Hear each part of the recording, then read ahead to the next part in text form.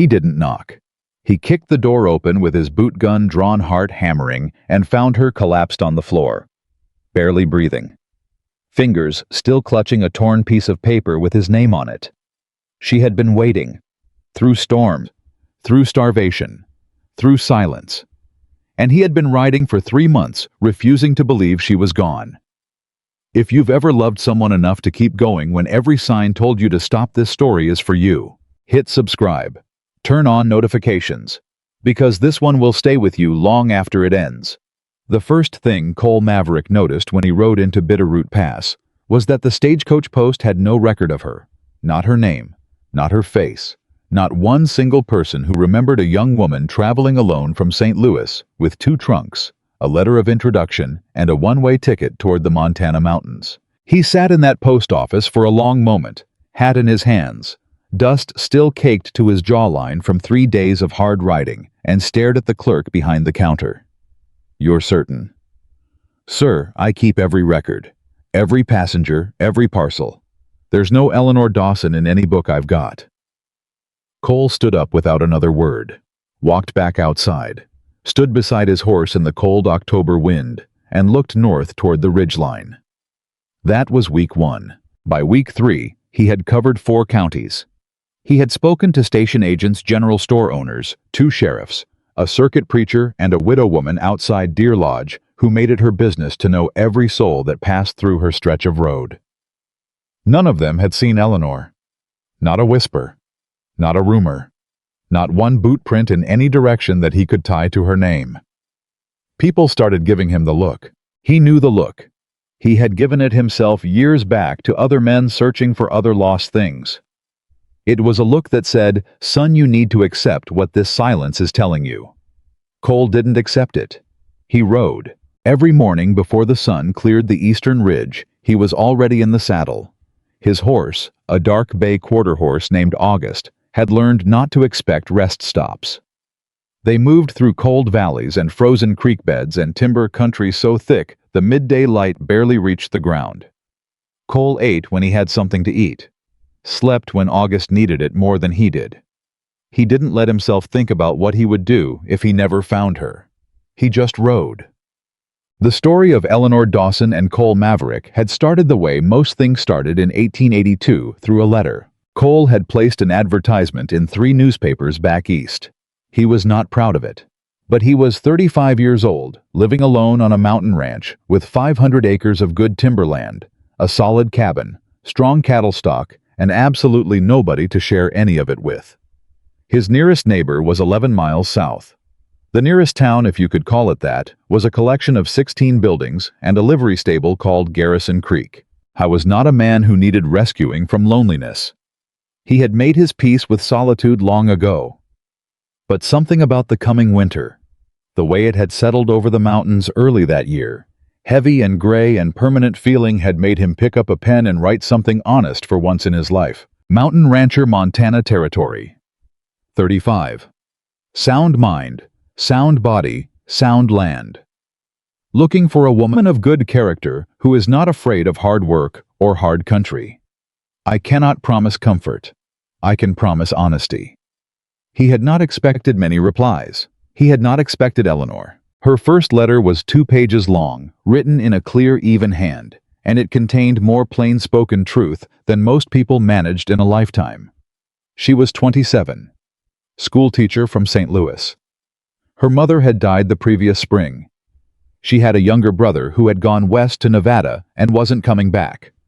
She had a rented room, a box of books, $32 saved, and a deep bone-level certainty that staying where she was would mean a slow, quiet disappearance. "I don't need to be saved," she wrote. "I need somewhere worth arriving." Cole read that line 3 times. He wrote back the same evening. They exchanged 7 letters over 4 months, each one longer than the last, each one more specific, more careful, more honest than the one before. He told her things he had never said out loud about the mountains, about the way silence could be either a prison or a gift.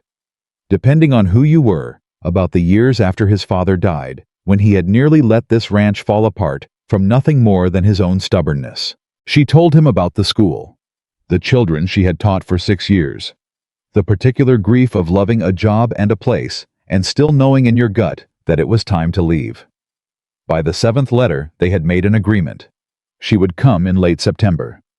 He would ride down to Garrison Creek to meet her stage. He would be standing outside the livery stable at noon on the 28th. She never arrived. He waited the full day. He told himself there had been a delay. Stage lines ran late. Roads washed out. Any number of explanations. He rode back to the ranch, waited another week, rode back to Garrison Creek, checked with the station agent.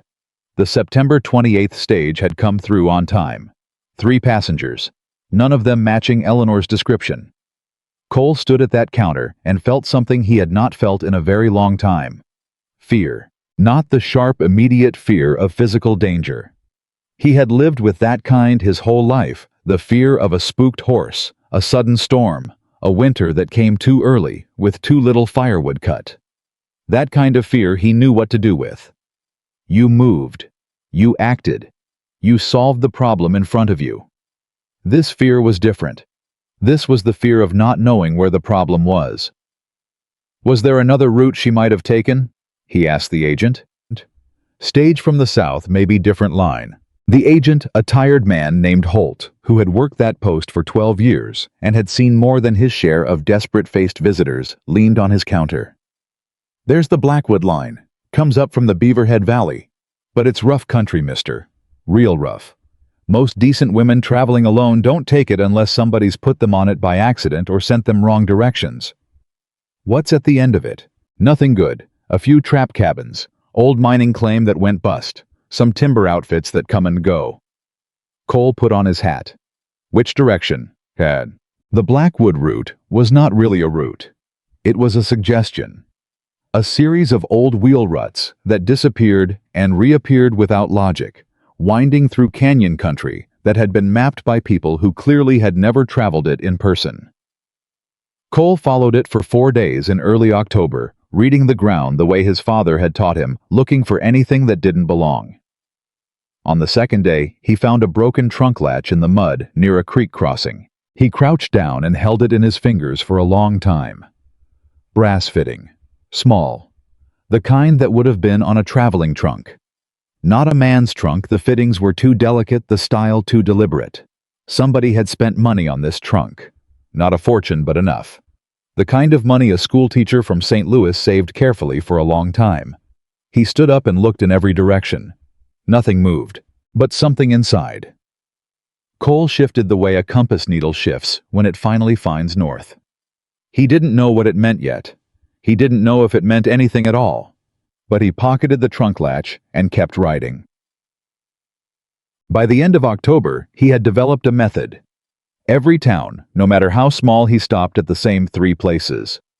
The post office or general store where information moved, the livery where horses left evidence of where they'd been, and the saloon or boarding house, whichever existed, where people talked when they thought nobody important was listening. He asked the same questions every time. Young woman, brown hair, traveling alone from St. Louis. Probably confused about her route. Probably not the type to ask for help easily. He got used to the slow headshake. He got used to the pause before the headshake, which was somehow worse. In Mullen Creek, a collection of 6 buildings and a broken windmill that called itself a town. A woman behind the dry goods counter squinted at him. You her husband? Not yet. Not yet. She turned the phrase over like she was checking it for quality. She do something wrong? No. Then why's a man riding all over creation, looking for a woman who don't want to be found? Cole looked at her steadily. How do you know she doesn't want to be found? The woman shrugged. Just figured a woman traveling alone goes out of her way to avoid the regular roads. Maybe she's avoiding something. Or someone put her on the wrong road, Cole said. And she's been trying to find her way back ever since. The woman behind the counter had no answer for that. But she tilted her head just slightly in a way that made Cole ask the next question very carefully. Did someone come through here? Brown hair. Maybe a month and a half back. Maybe 2 months. A pause. There was a woman, the woman said finally quietly. Stopped in asking about the road north. Looked real tired. Didn't want charity, but I could see she needed something hot to eat, so I gave her soup and told her I was just getting rid of it anyway. Cole's chest did something complicated. How did she seem? Like somebody who'd been through something and wasn't going to tell you what it was. The woman looked at him carefully. Like somebody holding herself together from the outside in. Did she say where she was going? Said she was looking for a man named Maverick. Said she had a letter with a ranch address, but the letter got wet, and she could only make out part of the name of the mountain. Cole stood very still. She was here 2 months ago. About that, yes. Which road did she take out of here? The woman hesitated. The North Timber Road. I told her it wasn't a good road. I told her it was a long way from anywhere. She said. The woman stopped. What did she say? A small breath. Almost like a laugh that didn't quite make it. She said, I didn't come this far to stop now. Cole rode the North Timber Road for 6 days. He stopped eating regular meals without really noticing. August got extra grain at every stop because Cole was not going to risk his horse, and not because he had any particular feelings about his own comfort. The temperature dropped 8 degrees in as many days. The first real snow came on the 5th day, not a blizzard, not yet, but a steady gray curtain that closed in around the timber and turned the road to dark mud by midday and frozen ruts by nightfall. He started talking to himself, not out loud exactly, but inside his head, a running conversation that had no particular beginning or end. She said she didn't come this far to stop now. That was something. A woman who sat in a dry goods store 2 months in lost, probably sick, probably frightened, and still said, I didn't come this far to stop. Now that was not a woman who gave up. He had to believe she hadn't given up. He had to believe it because the alternative was something he was not built to carry. The brass trunk latch was still in his coat pocket. He touched it sometimes without meaning to reach in for his tobacco, and his fingers found the latch instead. He would hold it for a moment, then put it back, then keep riding. On the 6th day, he almost missed the cabin. It was set back from the road by 100 yards, hidden behind a dense stand of lodgepole pine. No smoke from the chimney, that's what almost made him pass it. No smoke meant abandoned. Abandoned meant nothing useful. He had checked a dozen abandoned structures along this road, already found nothing but old furniture and mouse droppings and the accumulated silence of places that used to matter to someone. But August stopped. The horse simply stopped walking. Cole had ridden August for 4 years. The horse did not stop for no reason. Cole looked at the stand of trees, looked at the gap in the pines where a faint track led back from the road. All right, he said quietly. He turned August off the road. The cabin door was not locked. It wasn't even fully closed. The latch had failed or been forced, and the door hung at a slight angle against its frame. Cole pushed it the rest of the way open with one hand, his other hand on the sidearm at his hip, not drawing it yet, but ready. The inside of the cabin was cold, not the cold of a room that had been closed up for a long winter. Cold in a different way, cold in this way of a space where heat had tried to happen and been losing for a while. There was ash in the small fireplace, recent ash. A pile of firewood near the hearth that had been worked through almost to nothing. A few thin pieces of broken furniture where someone had been feeding what they could find. He saw the blankets on the floor first, then the shape inside the blankets. Then his heart stopped entirely. Eleanor. Her name came out of him low and rough, not like a call, like something breaking. He crossed the floor in 3 steps and crouched beside her, pulling the edge of the blankets back with hands that were not entirely steady. She was alive. He could see her breathing shallow, too slow. The breath of someone the cold had been working on from the inside out. Her face was pale in a way that went past exhaustion into something he did not have a word for. There were dark shadows under her eyes that looked like bruises. Her hands, when he carefully took one of them in both of his, were cold as creek water and trembling slightly even in sleep. But she was alive. She was holding something in her right hand. He had to ease her fingers open carefully to see what it was. A torn piece of paper. He turned it toward the gray light from the door. His name. Written in her handwriting. The same handwriting he'd been reading for months in her letters. Letters, careful and clear and particular. Just his name. Cole Maverick. And below it partial, the first few letters of what must have been the mountain. The rest had been soaked away exactly as the woman in Mullen Creek had described. She had been holding his name, even here, even like this. He folded the paper and put it in the same pocket as the trunk latch. Then he did something he had not done since he was very young. He pressed his forehead against the back of her cold hand and stayed there for a long moment, breathing carefully, getting himself back under control. "I came back for you," he said quietly to the room, to himself, to whoever was listening. "I'm sorry it took so long, but I came back." Eleanor did not wake, but her breathing changed just slightly, just enough. Something in the shallow rhythm of it steadied the way. A flame stops flickering when you finally close the door against the wind. Cole stood up. He had things to do. He had wood to find and a fire to build and a horse to see to and a woman to get warm. 3 months of riding and searching and almost giving up and finally finding her. And now there was work to do, because that's what came after finding. Work. Keeping. Not letting go. He pulled off his coat and laid it over her before he went back out to get August settled and find wood. Outside, the wind came down off the ridge, sharp and cold, and smelling like snow. Cole Maverick lifted his face to it for just a moment. Then he got to work. She woke while he was coaxing the fire back to life. He heard the shift of the blankets first. Then a sound, not quite a word, not quite a cry, something in between the sound of someone surfacing from a long way down. He turned and stayed where he was crouched by the hearth so he wouldn't loom over her. Her eyes opened. She stared at the ceiling for a moment, then turned her head. Found him. The look on her face went through several things in very quick succession: confusion, fear, a brief flicker of something wild and desperate, and then it landed somewhere he hadn't expected. Recognition. Not of his face. She had never seen his face. They had exchanged no photographs, agreed it wasn't necessary. But she looked at him the way you look at something you have been imagining for a long time, and suddenly it is real, and you need a moment to make those two things line up. "You're Cole." Her voice was barely sound, scraped thin by cold and disuse and God knew what else, but certain, no question in it. "Yes." She closed her eyes, opened them again. "You're real." "I'm real." A pause. The fire caught properly, then the orange light spreading across the cabin floor between them. "I thought—" She stopped, started again. "I thought I was dreaming you." "You weren't." Another pause.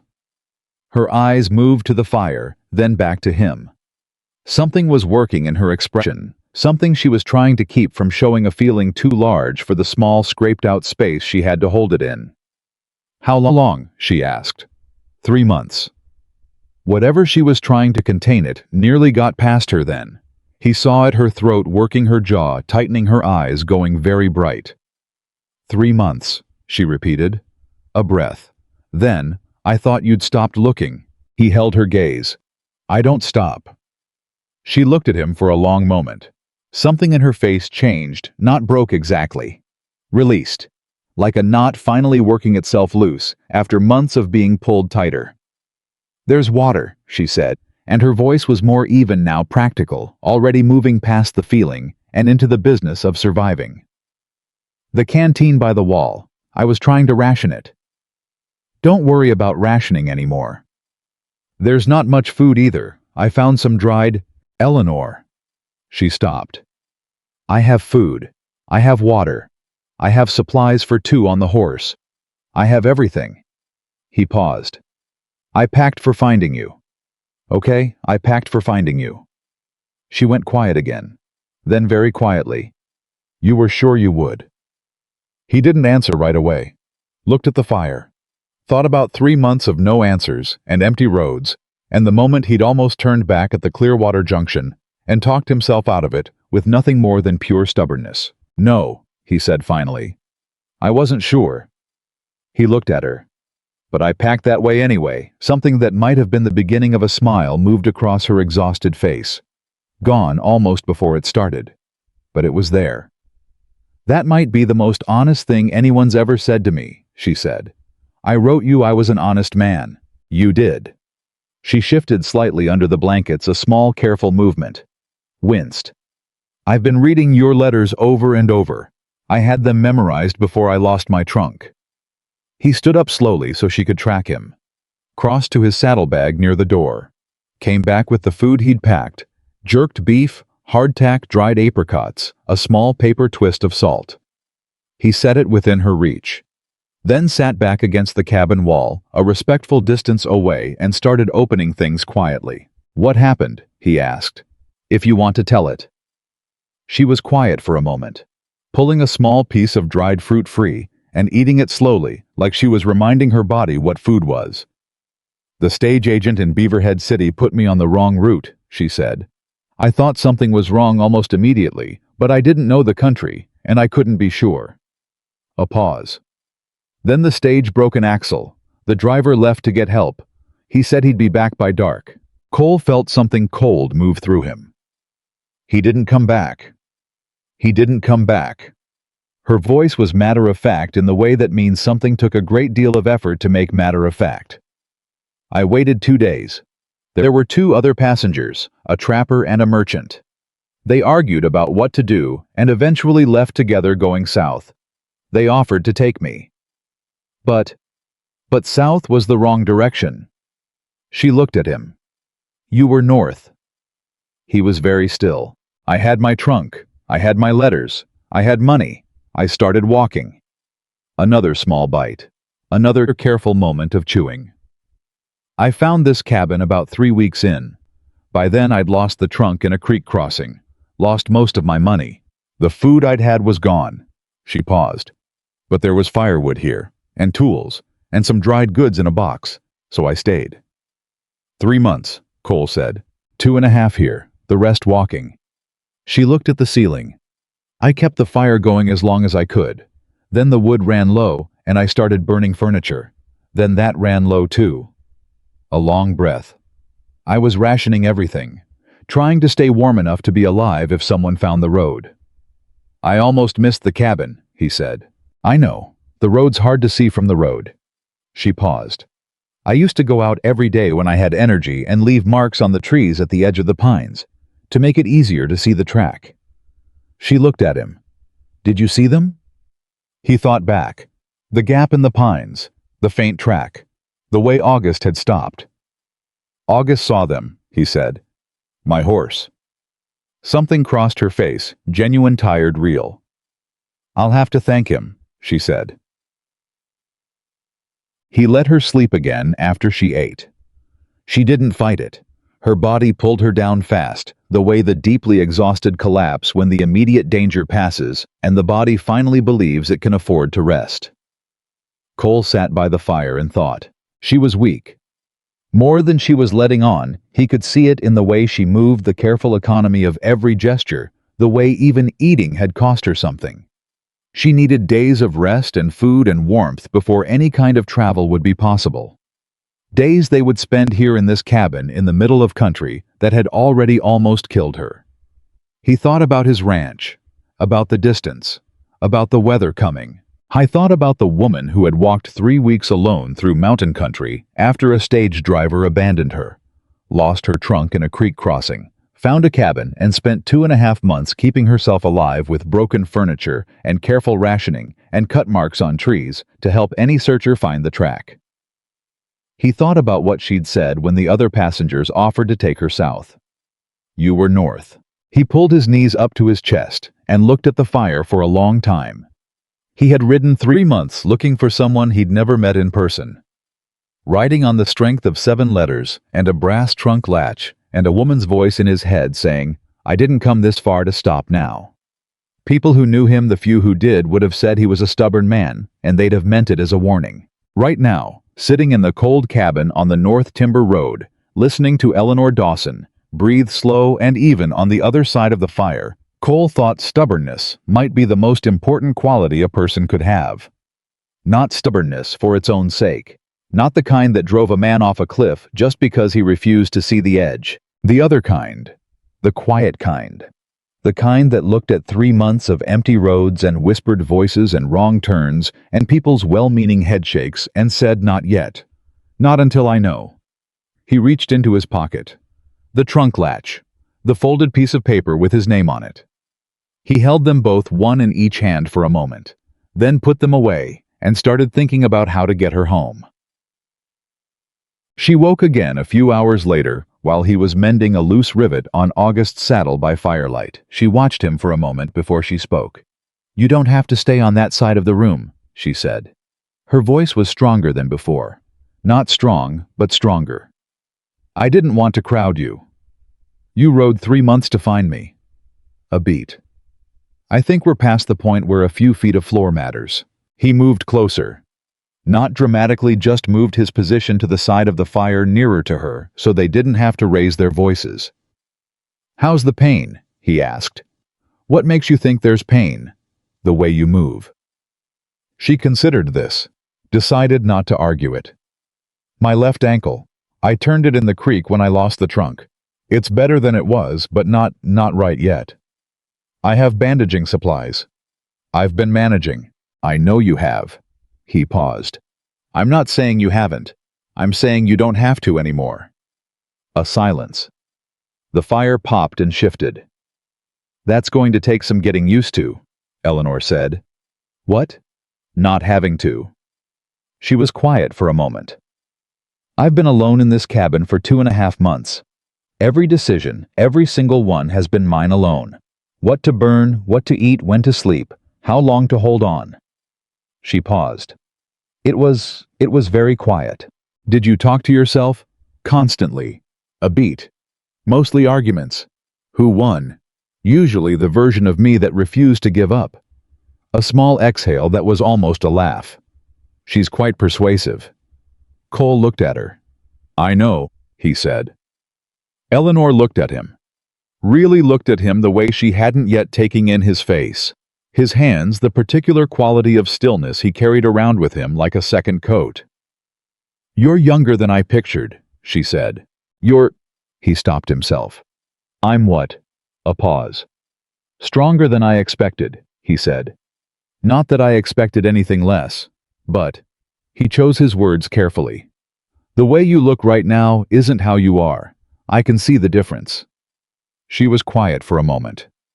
"How can you see that you don't know me?" "I know your letters." "Letters aren't people." "No," he said. "But they're something. 7 letters, every one longer than the last. You don't write that way if you're not that way." He met her eyes.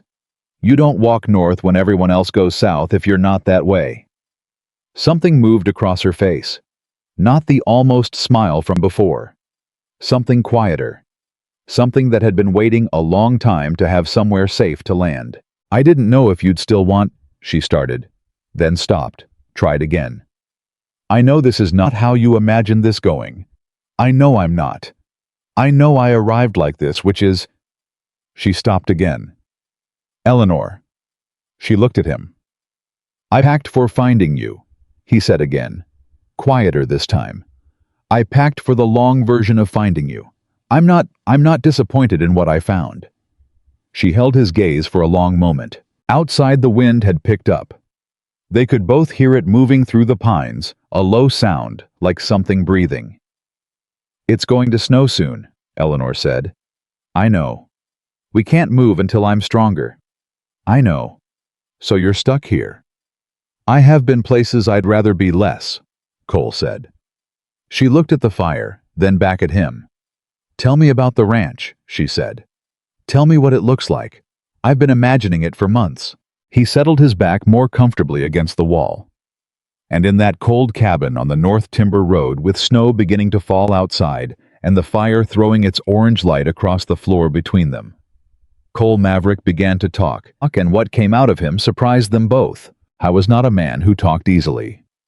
The people who knew him, the few who did, would have described him as quiet, the way a mountain is quiet. Not empty, just not in the habit of making noise without reason. But Eleanor was looking at him with those dark, exhausted eyes that had clearly spent months looking at nothing but bare walls and firelight, and something about that look pulled words out of him the way a good well pulls water. Steady. Without effort. Like the source had always been there, just waiting for someone to lower the bucket. He told her about the ranch. The 500 acres. The way the north pasture caught the morning light in October and turned gold in a way that made it hard to believe the world could also contain ugly things. He told her about the cabin he had spent 2 years building properly, not just livably, but properly, with good thick walls and a stone fireplace that drew clean and a loft with a real window facing east. He told her about August the horse who had been with him 4 years and had more sense than most men Cole had ridden alongside. He told her about the morning he'd written the advertisement. I was sitting at the table, he said, and the sun hadn't come up yet, and I was looking at the empty chair across from me. I'd had that chair for 6 years. Never once thought about it being empty until that morning.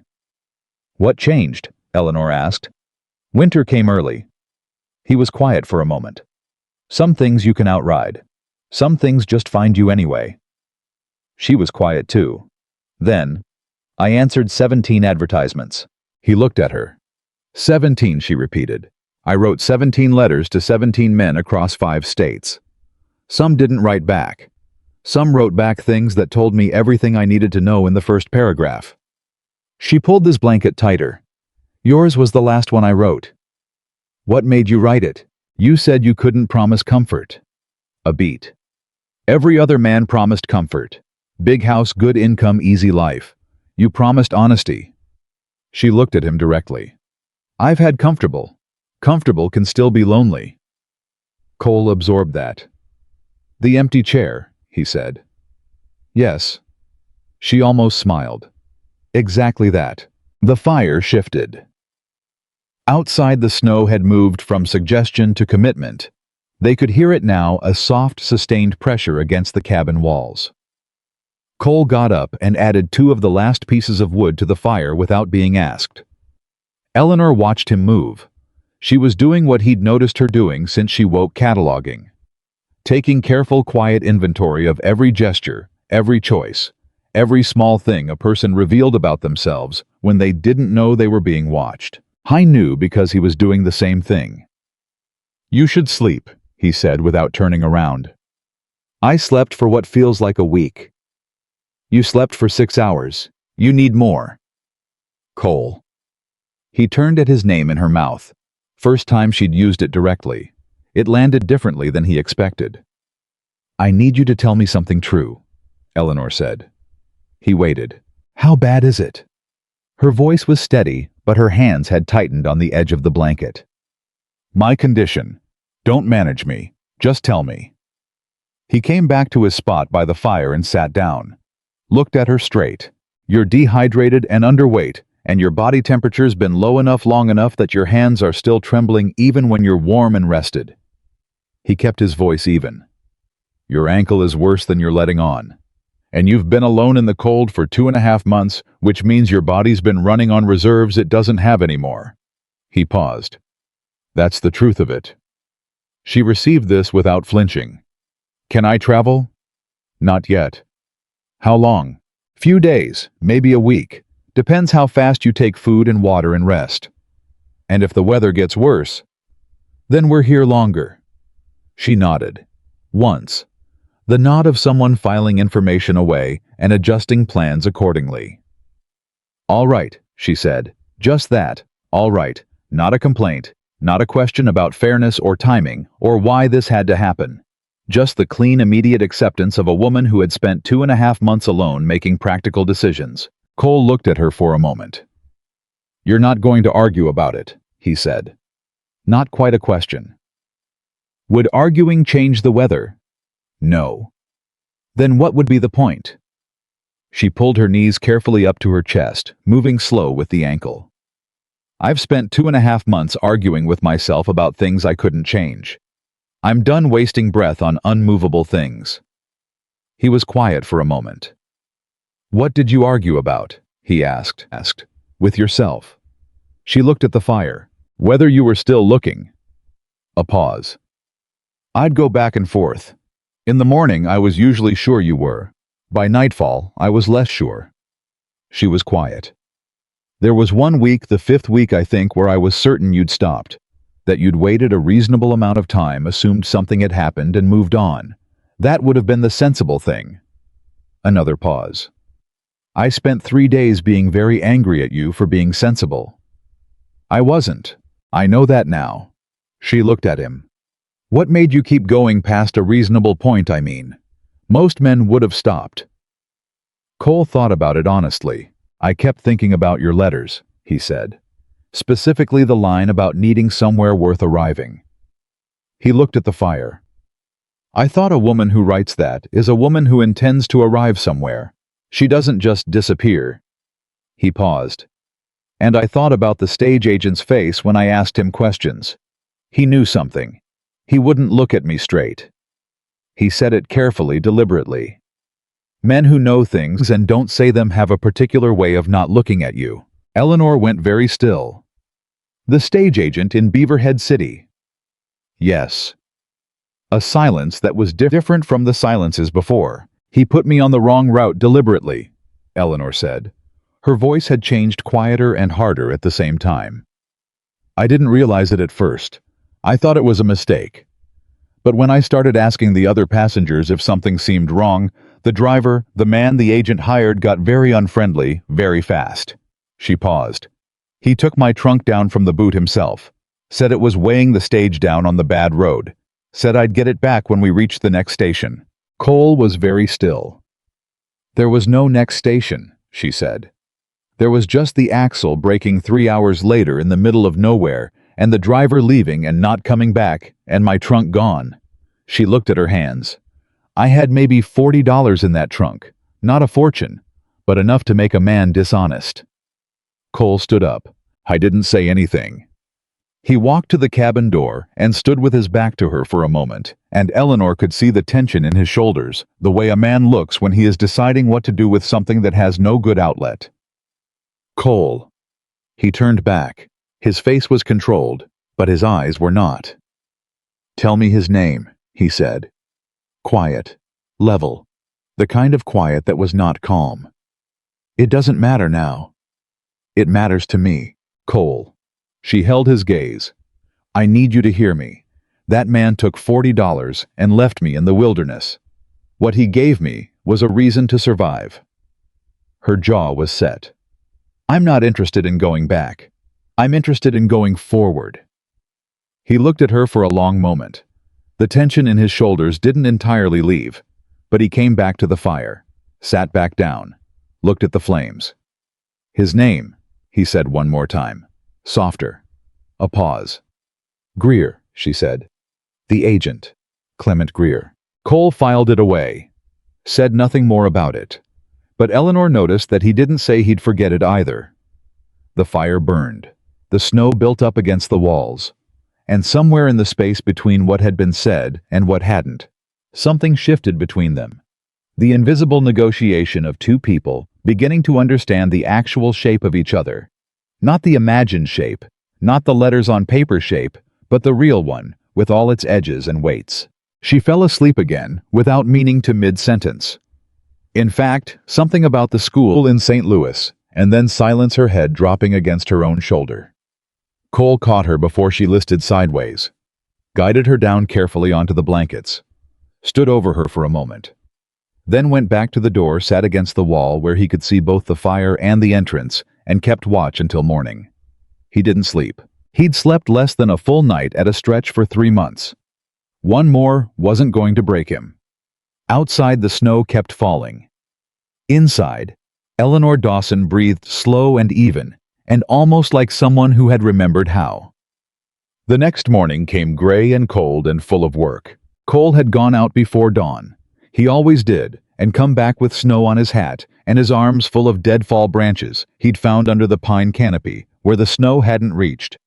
He split them against the cabin's outer wall, stacked what he could inside by the hearth, and had a small fire going and water heating before Eleanor woke.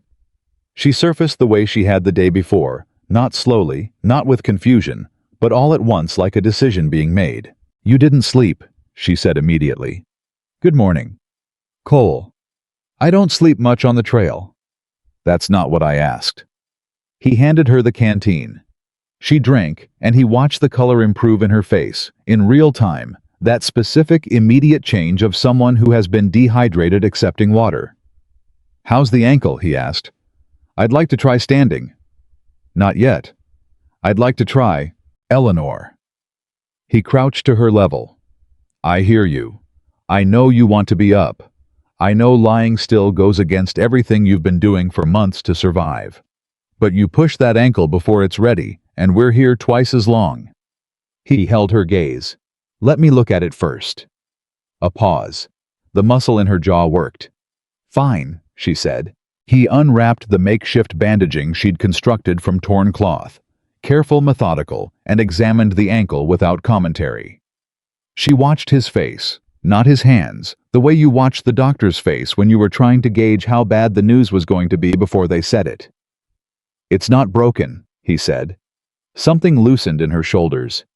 But it's badly sprained and there's still swelling. You've been walking on it. He looked up at her. For how long? She met his eyes. The whole time. He looked back at the ankle. Didn't say anything for a moment. 2.5 months, he said finally. Quiet. What was the alternative? He had no answer. He rewrapped it carefully using proper bandaging material from his supply kit, and when he was done, he sat back and she was looking at him with an expression that was not quite embarrassment and not quite defiance. Something in between, something that belonged to a person who had done what they had to do and was only now in safety beginning to understand the full cost of it.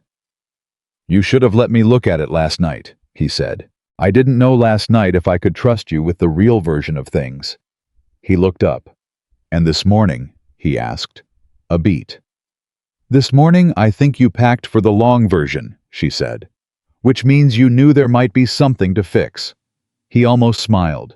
He fought it and lost. There's food, he said. Eat something before we argue about what you can and can't do. She took the food he offered. Dried beef again, more of the apricots, a piece of hardtack that she ate with the careful patience of someone whose stomach had shrunk and needed to be reintroduced to the concept of volume. Between bites, she talked. She told him about the first week after the stage broke down, the way she'd organized herself immediately. Refusing panic, making a list of what she had and what she needed and what the most logical next steps were. She told it plainly without drama, and the plainness of it was more affecting than any dramatic telling would have been. She had been alone and lost and robbed of almost everything she had, and her first instinct had been to make a list. The other passengers thought you were odd, Cole said. The other passengers offered to take me south because they were frightened and wanted to move. Going south was wrong. I wasn't going south. A beat. The merchant said I was making a mistake, that a woman alone in that country was a dead woman. What did you say? She was quiet for a moment.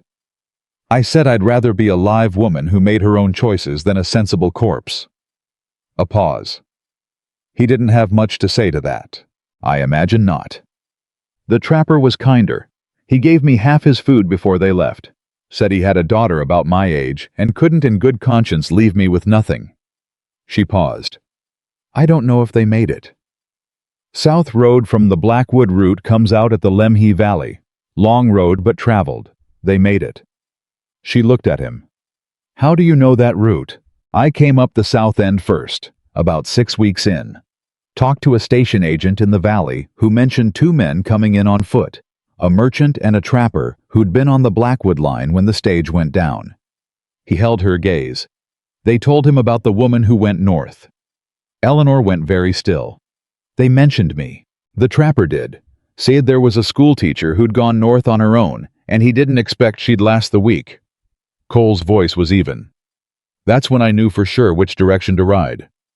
She stared at him. You changed course because of what a trapper said about a woman he figured was dead. I changed course because of what your letters said. The trapper just told me which way. She put down the hardtack. Something in her face had gone very quiet, the particular stillness that comes just before something important gets said, the way the air changes just before weather. Cole. Her voice was careful, measured.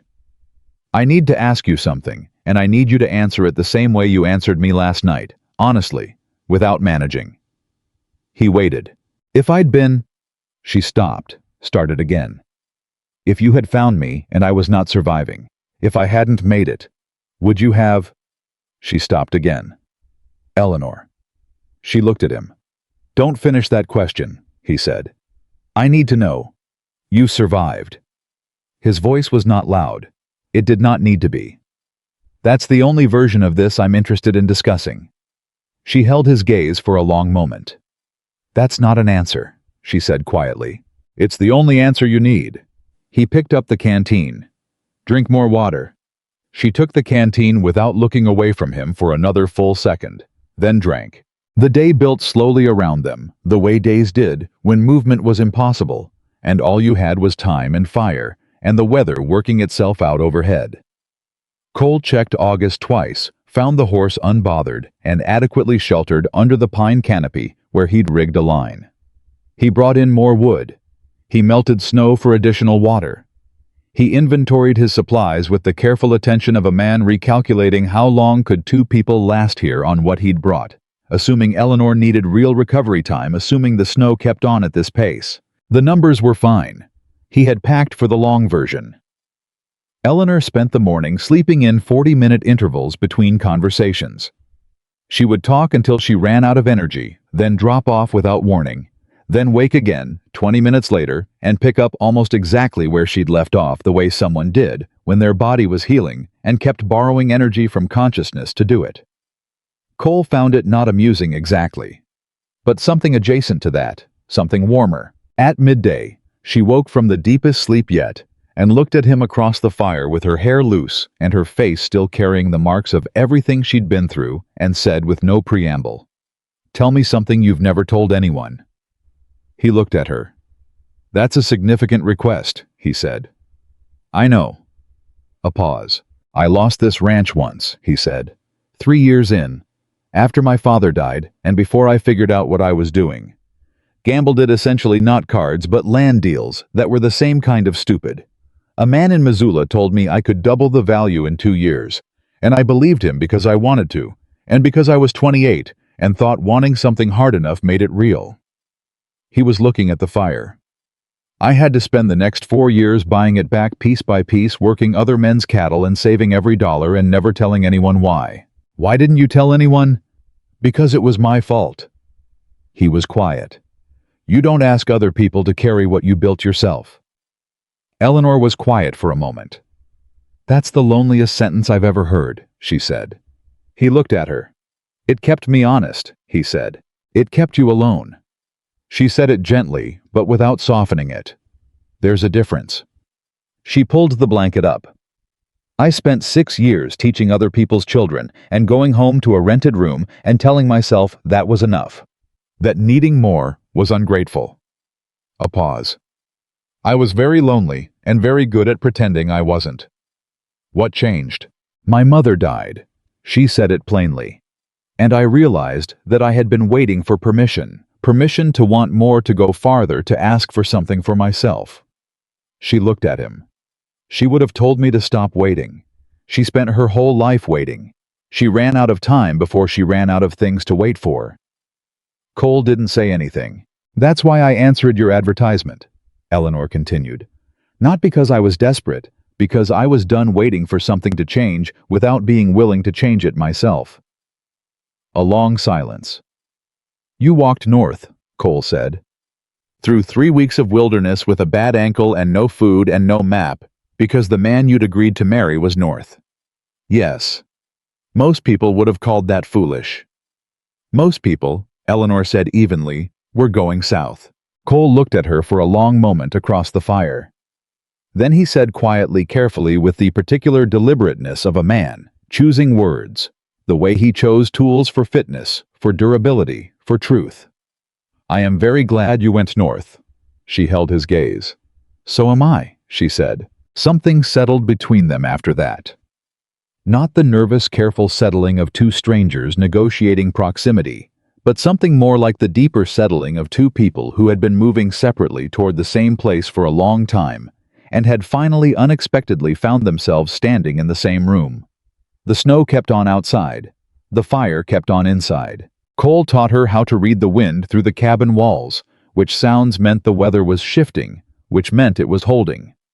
She taught him two things she'd learned about keeping a fire going through the night with minimal wood, one of which he'd known, and one of which he hadn't, and the one he hadn't surprised him, and he told her so.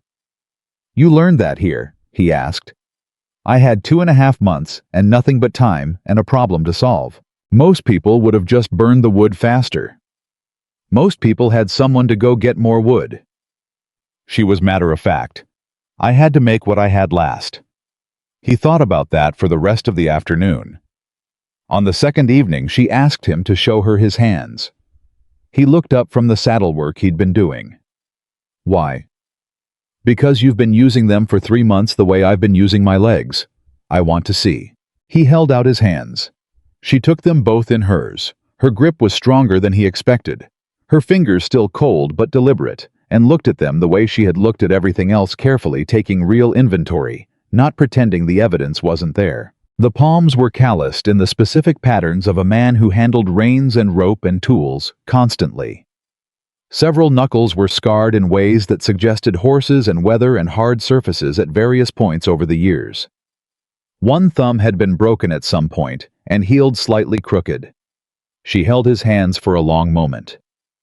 "You never stopped moving," she said. "No.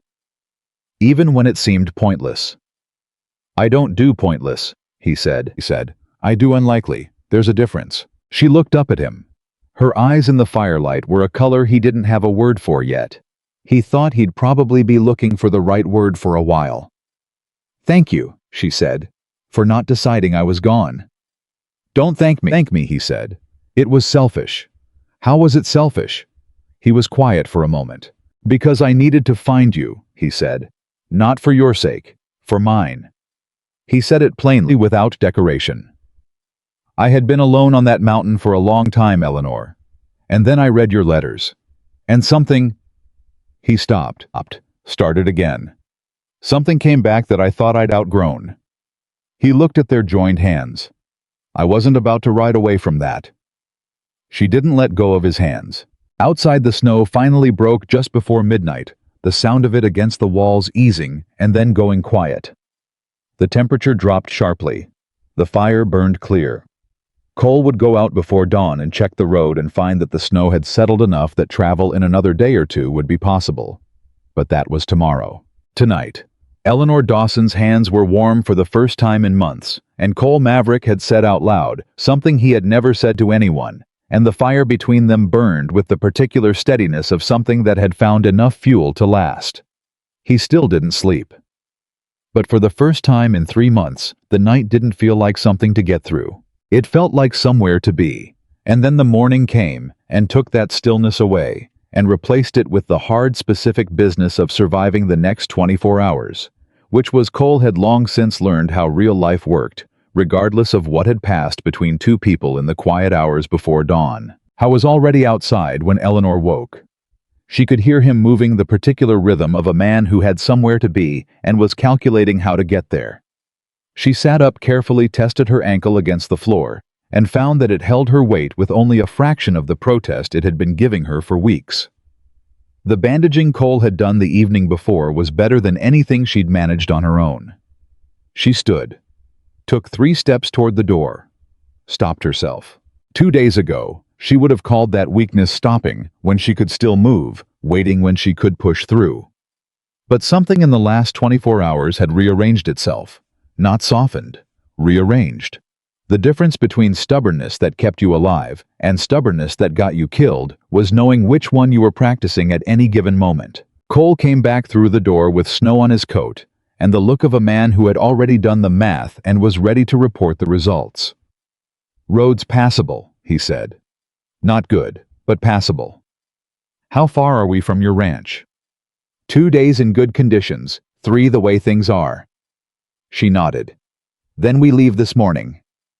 "Eleanor, my ankle held my weight just now. I'm not running a fever. I've had food and water and 2 days of rest." She held his gaze. "I know my body. I'm ready." He looked at her the way he'd been looking at her since she woke the first time, like he was reading something, working out the real meaning behind the surface words. After a moment, he said, "August can carry double. I know how to ride." "I didn't think you didn't." "You were about to suggest I ride the whole way." "I was about to suggest you ride when the ankle needs it," he said, "and walk when you want to." A beat.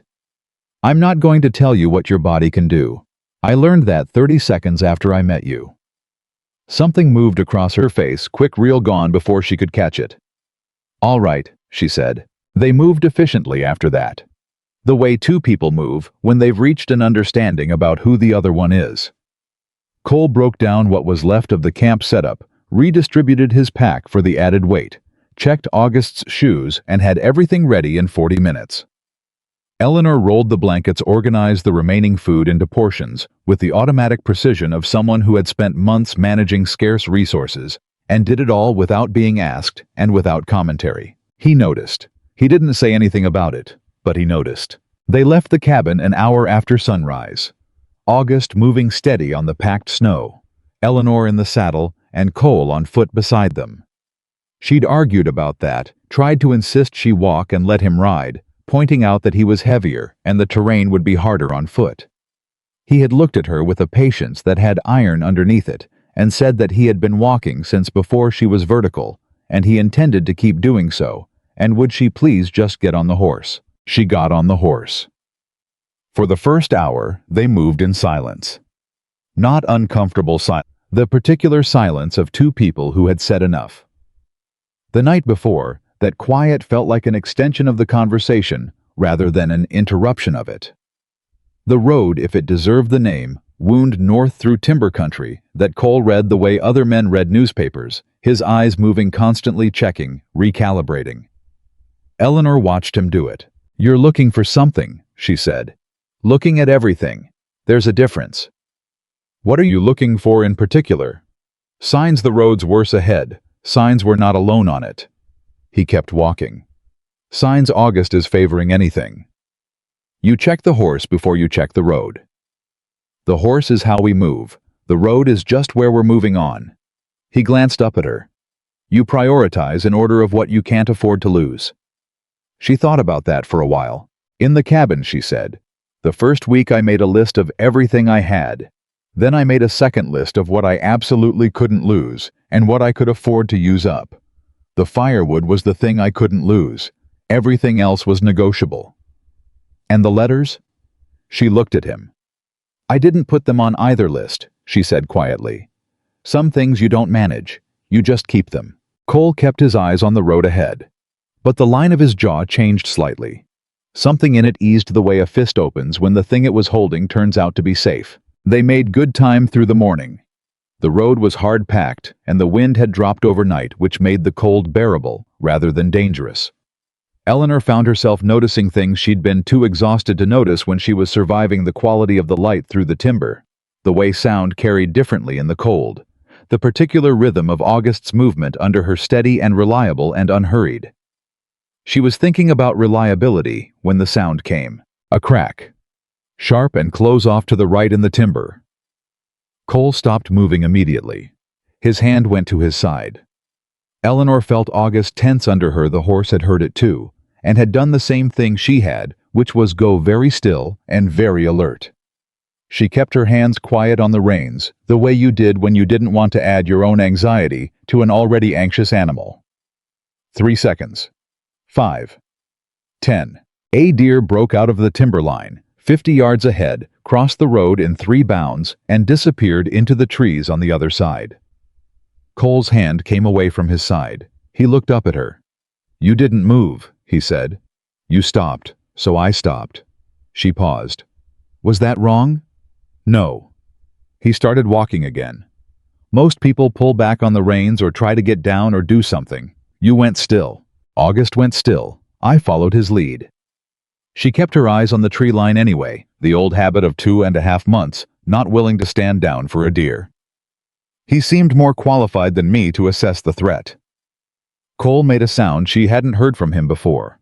Low, brief, real. Something that in a less contained man would have been a laugh. "I told you he had more sense than most men I've ridden with," he said. "You weren't wrong. The timber opened up around midday into a broad flat expanse that Cole said was the upper end of the Garrison Creek drainage, still a day and a half from town, 2 from the ranch, but recognizable country to him now land. He knew the way. He knew his own hands. Eleanor saw the change in him when they crossed into it. Something that had been fractionally tense in his posture released. Not all of it.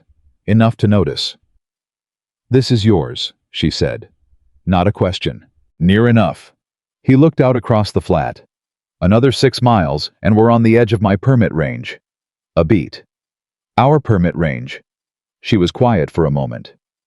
"You say that easily," she said. "I mean it easily." He looked at her. "You walked 3 weeks through wilderness to get here. I think that earns you the right to the word." She looked away.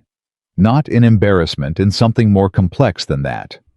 2.5 months of surviving alone. And now this. A man saying "our" like it was the most natural word in the language, like she'd always been part of the inventory of this place. It was almost too much. After so much nothing, almost too much. "Tell me about the town," she said, because she needed to move the conversation onto firmer ground. "Garrison Creek. Tell me what it's actually like." 16 buildings, he said. Livery, general store. The Collier widow runs a boarding house that also functions as a post office and the nearest thing to a doctor, if you don't count Pete Hansen, who was a surgeon's assistant in the war, and now mostly fixes broken bones and pulled teeth. He paused. Saloon. Circuit preacher comes through monthly. School no teacher right now. The last one left in July. She caught the implication like a fish on a line. "There's a school," she said. "Empty one." "How many children?" "In town, 8 or 9 of school age. Out on the surrounding range." He considered. "Maybe 20-25. Most of them don't come in regularly. Nobody to make it worth the trip." She was quiet for a long moment. "Cole." "I'm not suggesting anything," he said. "I'm answering your question." "You absolutely are suggesting something." He glanced up at her. There was something in his expression that was just barely just at the edge amused. "I'm saying there's a school," he said. "What you do with that information is your business." She pressed her lips together to keep the smile from getting out of hand. 25 children, she said to herself more than to him, give or take. That's a real school. It would be with a teacher. She looked straight ahead down the road and worked very hard at keeping her expression neutral. Cole said nothing more about it. But he was looking at the road in a way that was slightly different from how he'd been looking at it before. Something in the set of his face had changed some weight he'd been carrying without naming it, shifting to a more sustainable position. They stopped in the early afternoon when Eleanor's ankle told her without room for argument that it had done enough. She didn't say so immediately. She sat the last mile in silence, jaw tight, not letting it show. But Cole stopped August without being asked and looked up at her and said simply, "We'll eat here." She looked down at him. "I didn't say." "I know." He was already unpacking the food. "Get down carefully. Lead with the right foot." She got down carefully, led with the right foot, and sat on a fallen log without any of the dignity she would have preferred her left hand gripping her knee to keep the ankle from bearing full weight. Cole set food beside her without commenting on any of it. She ate. He ate. Neither of them felt the need to fill the space with words. It was, she thought, the most comfortable silence she had experienced in recent memory. Possibly longer than recent memory. She had lived alone in a rented room in St. Louis for 3 years, and that silence had been a different animal, entirely thin and slightly accusatory. The silence of a space that was always expecting someone to come home who never did. This silence had a different texture. Something in it breathed. "Can I ask about your family?" she said eventually. "My father died 11 years ago. Mother when I was 12. He said it simply, factually. No siblings. The ranch was his. His and mine. We built most of it together. He was quiet for a moment. He was a hard man. Not cruel, but hard. The country makes men hard or breaks them, and he was not the kind to break." Another pause. "I used to think that was all there was to it. Hard or broken. And now?" He looked at her. Now I think maybe hard and broken aren't the only two options, he said. I just didn't have a third example until recently. She held his gaze. I'm not a third option, she said. I'm someone who decided that surviving wasn't enough, that I wanted more than just not breaking. A beat.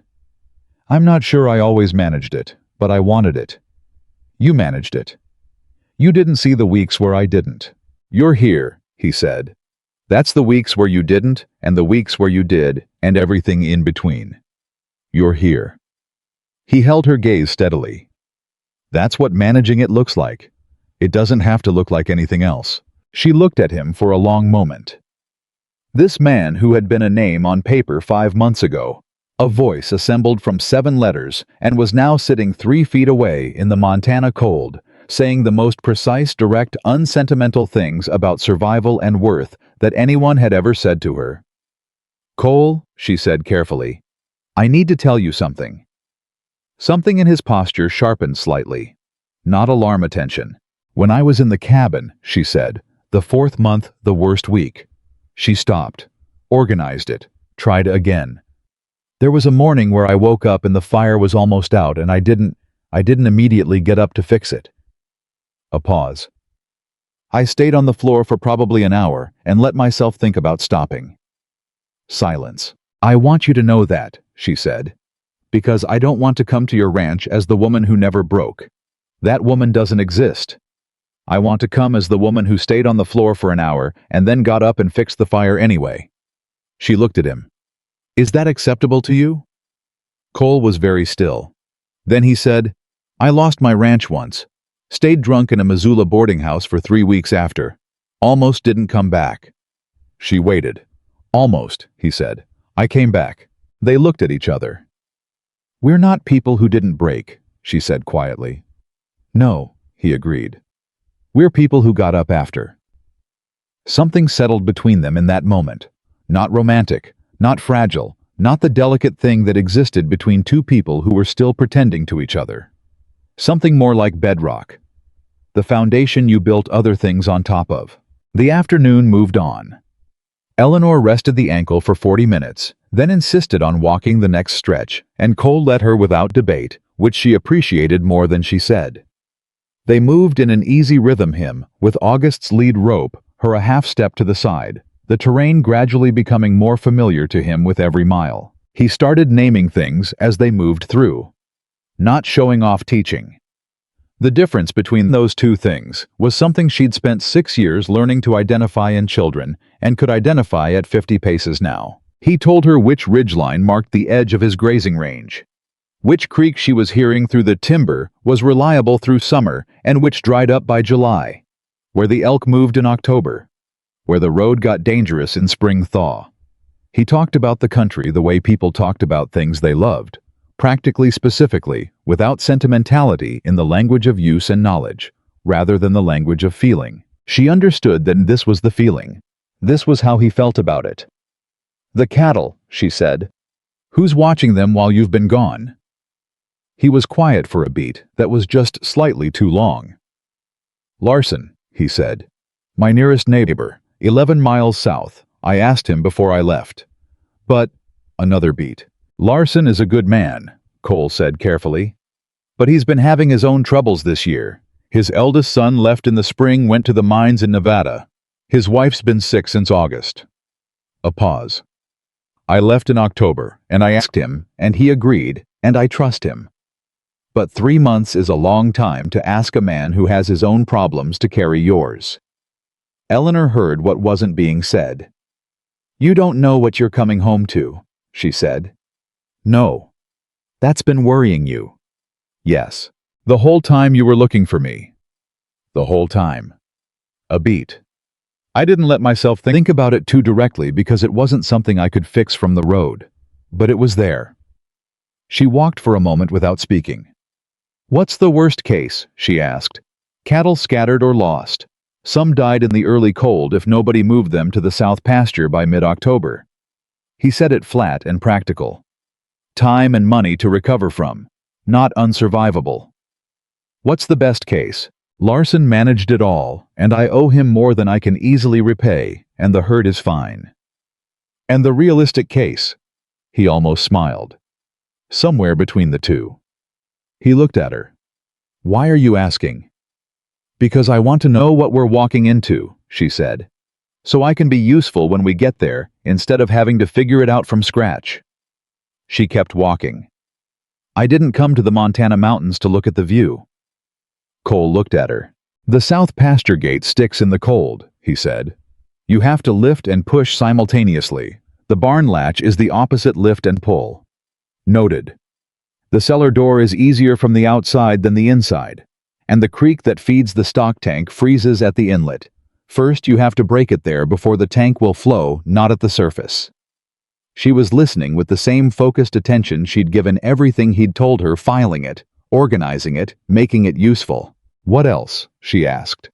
The neighbor to the north Holt about 8 miles up, he is not a good man. Cole's voice changed slightly on this, flattened. He's been trying to buy my northern acreage for 4 years. Uses what I'd call creative pressure. What does that mean? Means his cowhands have a habit of driving my fence line in the dark. Means cattle I've lost over the years have ended up in his herd more often than coincidence explains. He paused. I've never had proof clean enough to bring to the sheriff. He's never pushed far enough that I couldn't manage it alone. But, a beat. 3 months is a long time to be away, Cole said, when a man like that knows you're gone. Eleanor stopped walking. Cole stopped a half step later and turned to look at her. Her expression had changed. Something in it had gone very quiet and very alert. The same expression he realized she'd probably been wearing when the stage driver started acting wrong, when things stopped adding up, when the part of her brain that measured danger started measuring correctly. Cole, she said, the stage agent. Greer. He knew where you lived, where your ranch was. Anyone asking about you in Beaverhead City would have talked to Greer. He said it before she finished, because he'd already followed the same line of thought to the same place. Yes. And if Holt was looking to push on your northern range while you were gone, he would have known I was gone, Cole finished. And he would have known why. They looked at each other. How soon can we get to the ranch? Eleanor asked. Her voice was different now. Not afraid, functional. The voice of a woman shifting into problem-solving mode. Tomorrow evening if we push. Then we push. He looked at her. At the ankle she was very carefully not favoring on purpose. At the determination in her face that had nothing to do with pretending and everything to do with genuine will. Eleanor. My ankle is fine, she said. How many cattle do you have? 140 head. And how many rifles on the ranch? He blinked. 2, he said.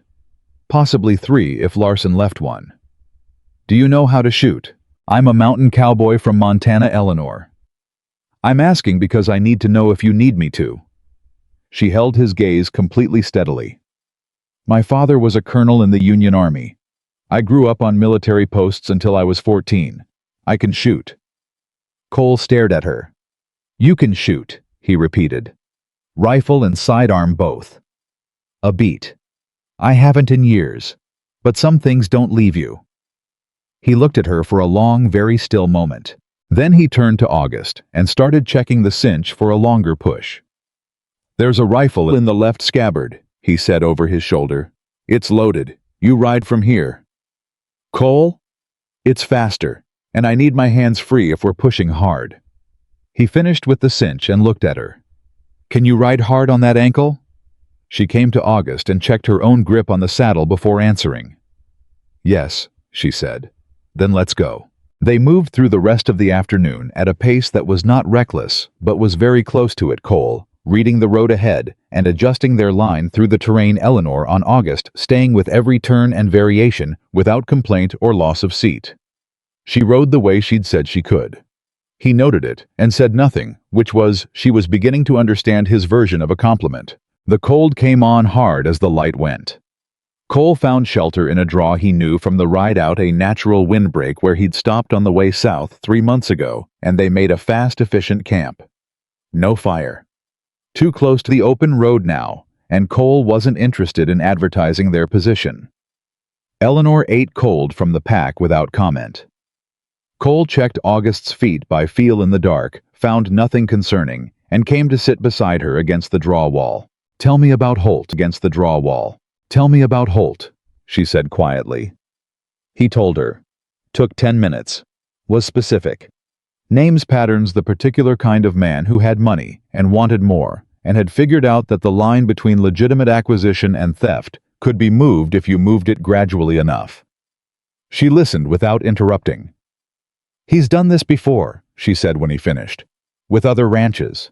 2 that I know of. 1 man sold out. 1 disappeared." He said the last 2 words with a particular deliberateness. "Officially went east. Nobody believed it." A silence.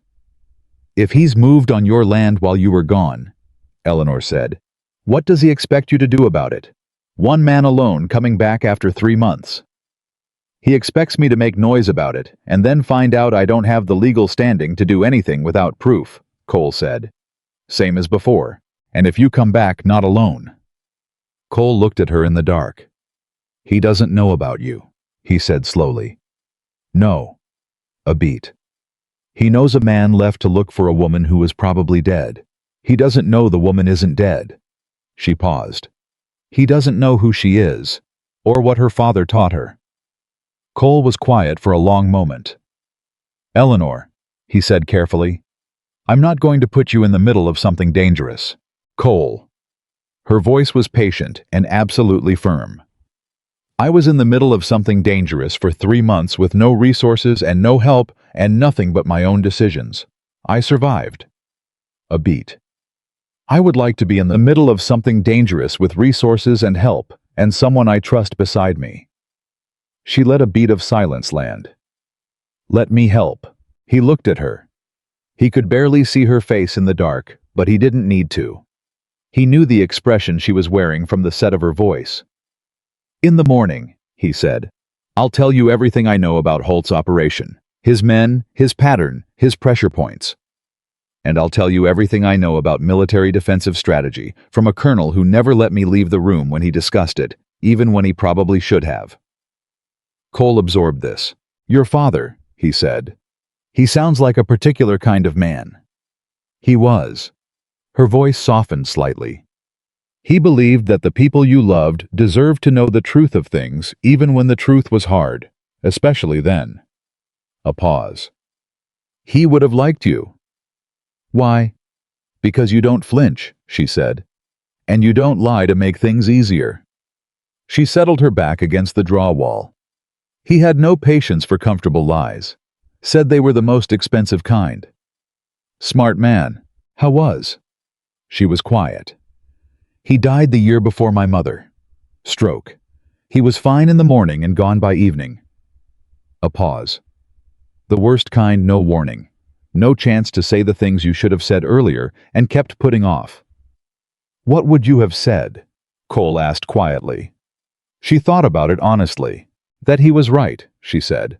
About most things, particularly about not waiting. A beat. "He used to say, if you know what you want, go get it.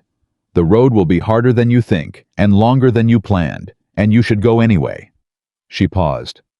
"I should have listened 27 years instead of 29. Cole was quiet. "You listened," he said. "You're here." "I'm here."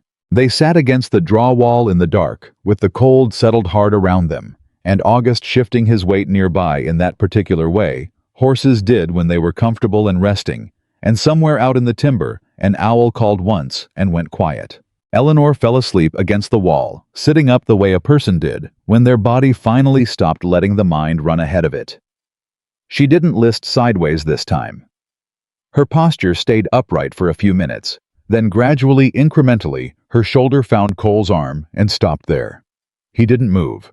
He sat with the cold and the dark and the sound of the wind, and thought about Holt and the ranch, and what they might find in the morning and everything that needed doing. I thought about a woman who had stayed on the floor of a frozen cabin for an hour, and then got up and fixed the fire. A woman who had walked north when everyone else went south. A woman who had 48 hours after being found barely breathing on the floor of an abandoned cabin, asked him how many rifles he had and whether he needed her to shoot. He thought about his father, who had built this land, and kept it, and handed it down, who had been hard, because he believed hard was the only way. And he thought that his father might have been wrong about that. Not about the land, about the only way. Eleanor's breathing settled into the deep, even rhythm of someone finally allowing their body to fully rest. Her shoulder was warm against his arm. Cole Maverick sat in the dark and kept watch and did not feel alone. Tomorrow they would ride into whatever Holt had built in his absence, and they would face it together, which was something he had not been able to say about anything in longer than he wanted to count. Tomorrow there would be problems and decisions and things that needed to be handled with clear heads and steady hands. But that was tomorrow. Tonight, for the second night in a row, the dark felt like somewhere to be rather than something to get through. And Cole held on to it through the dark hours of that night, the way a man held on to the one solid thing in a room that was moving. Because when the sky began to gray in the east, and he stood and checked the road and confirmed what the temperature and the wind had been telling him for an hour, he knew that today was not going to be a quiet day. He woke Eleanor with a hand on her shoulder and 2 words. "We ride." She was upright and coherent in under 10 seconds. He had noticed that about her, no slow surfacing, no confused middle ground between sleep and waking. She came up fast and ready, like someone who had trained herself out of the luxury of gradual waking, because gradual waking had cost her too much in the cabin. "What time is it?" she asked. "Early. We need the hours." She stood, tested the ankle, found it acceptable, and reached for the rifle in the scabbard before she reached for anything else. Cole watched her check it broke. It verified the load, closed it with the automatic competence of someone for whom the action was older than thought. "Your father taught you young," he said. 8 years old. She slid the rifle back into the scabbard. "He said that a weapon you didn't know was more dangerous than not having one at all." "Smart man." "I know." She looked at him. "Let's go." They pushed hard from the first hour. The road was cold and the footing was firm, and August moved with the particular willingness of a horse who sensed urgency and approved of it. Cole set a pace that was fast enough to matter and slow enough not to burn the horse out, and they moved through the morning like that, eating miles, not talking much. The silence between them, a working silence now focused and forward-leaning. Eleanor rode with the rifle across her thighs. Cole didn't comment on it. She wasn't performing readiness. She was ready. Mid-morning they came to the junction where the North Timber Road met the main Garrison Creek Trail, and Cole stopped August and stood very still for a moment, reading something Eleanor couldn't immediately identify. "What is it?" she asked quietly. "Tracks." He crouched, studied the ground. 3 horses, maybe 4. Yesterday morning coming from the north. He stood. "Coming from the direction of my ranch. Holt's men. Nobody else has business coming down from the north this time of year." He looked up the trail. They came down and turned west, toward town. "That means they were at the ranch." "Yes." "And now they're in town." "Yes." He was quiet for a moment. "Which means Holt knows I'm coming back. Somebody in town would have sent word." He looked at her. "Greer talks to people across a wide range of country. He's not the only one." Eleanor processed this. Her expression didn't change, but her hands tightened fractionally on the rifle. "If Holt knows you're coming back," she said, "he's already decided how he's going to meet you." "Yes." "Then we don't go through town." Cole looked at her. "I wasn't going to," he said. "Good." She adjusted the rifle. "What's the back way to the ranch?" "Longer, rougher on the ankle." Cole. "It adds 4 hours." Cole. She held his gaze. "What's the back way?" He almost smiled. Turned August north off the main trail without another word. They took the long way home. The 4 hours were hard ones. The back route wound through terrain that hadn't been traveled since early fall, and showed it downed timber from early snow, loading creek crossings that were half frozen and half mud, a long ridgeline traverse where the wind came across the exposed ground with a personal quality, like it was specifically objecting to their presence. Eleanor rode without complaint through all of it, adjusting her weight instinctively through the difficult footing, once taking hold of a branch to pull August's head through a section where the horse needed steadying. Cole watched her do it and thought about the woman the Mullen Creek storekeeper had described, someone holding herself together from the outside in. He thought Eleanor Dawson had always held herself together from the inside out. She'd just been doing it alone for so long that nobody had been close enough to see it. They came down off to the back ridge in the early afternoon, and the ranch appeared below them. The main cabin, the barn, the stock pens, the south pasture visible through the timber. The whole thing sitting in the cold afternoon light, the way it had been sitting for 11 years. Cole stopped. Eleanor stopped beside him. Neither of them spoke for a moment. I was looking for smoke from the wrong chimney, for horses at the rail that he didn't recognize, for the particular kind of wrongness that a man saw in his own place when someone else had been in it. He found something. The barn door, he said, quiet and flat. It's open, Eleanor said. I close it, always. It's the first thing I do in the evening, last thing I check before bed. He studied the yard below. It's been open long enough that the snow's drifted in front of it. Since yesterday at least, Eleanor said. Maybe longer. The cattle. His eyes moved to the south pasture. I can see the south pasture from here. It should have 80 head in it this time of year. A pause. I count maybe 30. A silence. 50 head, Eleanor said. Her voice was careful and deliberate, the voice of someone running numbers. Cole, if Holt's men drove 50 head onto his range, without a clean count and a witness, I can't prove they were ever mine. His jaw was tight. He knows that. He's done it before, just smaller. 10 head here, 15 there. Never enough to force a confrontation. He paused. 3 months without me here. He got greedy. Or confident, Eleanor said. There's a difference. He looked at her. Confident men make bigger mistakes, she said. My father said that. He said the most dangerous moment in any engagement was when the other side felt certain they'd already won. Cole looked back at the ranch below. Larson, he said suddenly. The cabin. I don't see smoke from Larson's direction either. Could he have gone back to his own place? Should have. 11 miles is too far to ride back every night, so he would have stayed in my cabin while he was working the cattle. But he should have left sign feed records a note. He was already moving, reading the yard below from distance the way a hawk read the ground. If Holt's men came and Larson was there. He stopped himself. Eleanor didn't fill the silence. She understood what he was not letting himself say. We go in careful, she said. Yes. I go right, you go left. He looked at her. Eleanor. I can cover the barn from the right approach, and you can't cover both the barn and the cabin door at the same time alone. She said it with the clean logic of someone who had thought it through. 2 angles are harder to manage than one. Your father taught you the ranch. Mine taught me tactics. A beat. Let us both be useful. A long moment.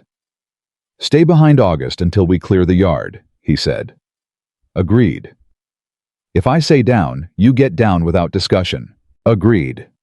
And if something happens to me, nothing is going to happen to you. Her voice was absolute. Let's go. They came down off the ridge at an angle that kept the barn between them and the cabin for as long as possible. Cole's instinct, and a good one, buying them time in the yard before they were visible from the cabin windows. August moved steady and quiet, picking his footing. The yard was empty. That was wrong in its own way. Not the wrongness of obvious threat, but the wrongness of absence. A working ranch had sound and movement at this hour. Feed noise, stock moving, the complaint of a gate somewhere. Nothing. Cole put his hand on the barn door and pushed it the rest of the way open and went in fast low with the colt in his hand, and stopped. Larson was in the barn. I was sitting against the back wall between 2 stall dividers, his hands tied in front of him, a gag that had mostly worked itself loose over what looked like a significant amount of time, and a bruise across the left side of his face that was the color of a late-season storm cloud. He was alive. His eyes found Cole, and something in them broke open with relief so intense it looked like pain. Cole was across the barn in 4 strides. Knife out. Rope cut. Gus. His voice was low and very controlled. How long?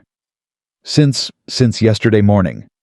Larson's voice was wrecked dry and rough from the gag, and God knew how many hours.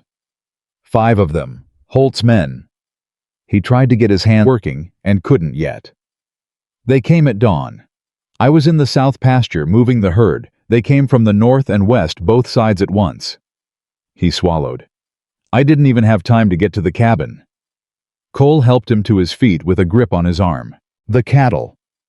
They took 60. Larson's voice cracked on the number. I tried, Cole. I tried to stop them. I put myself in front of the lead animal, and one of them rode me down.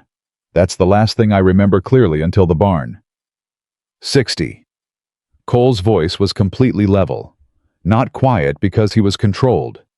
Quiet because he was past the kind of anger that made noise. Cole. Eleanor's voice from the barn door.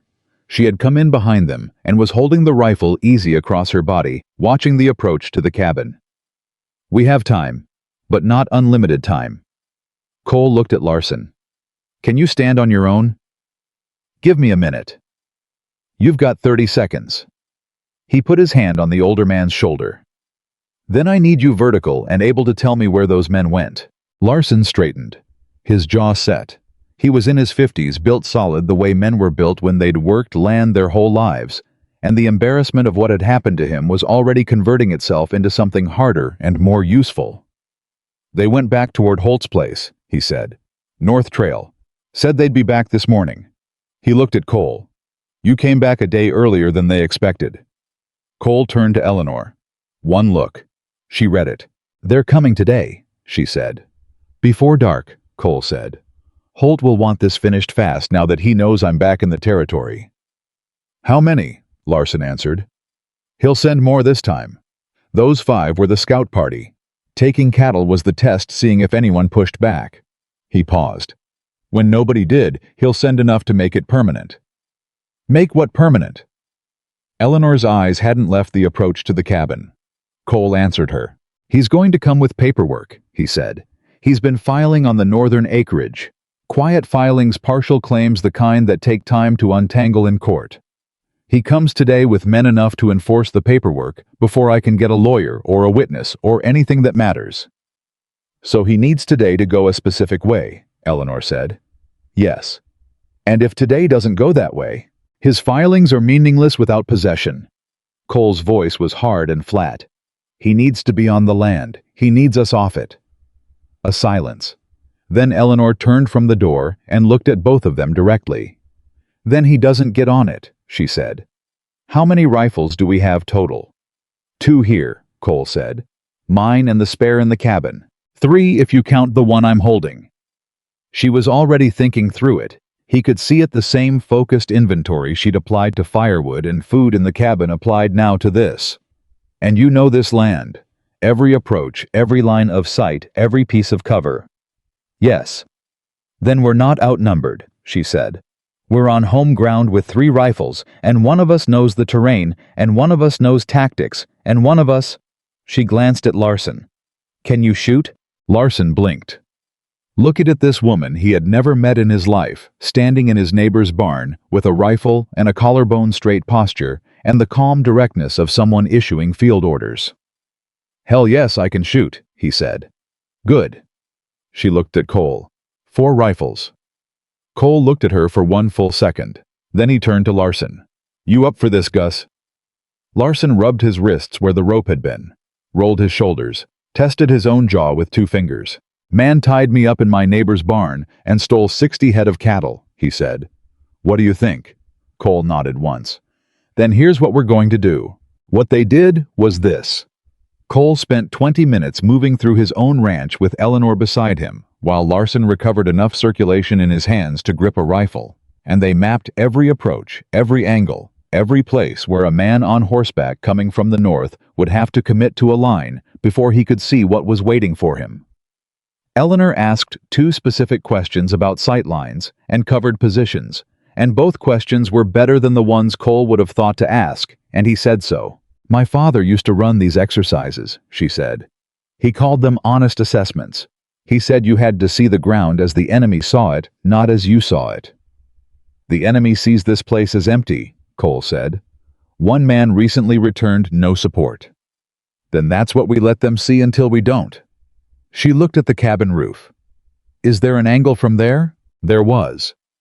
Cole had built the cabin with a loft window facing east as he'd told Eleanor, but the roof pitch from the west gave a clear line to the North Trail approach, longer range than ideal but workable.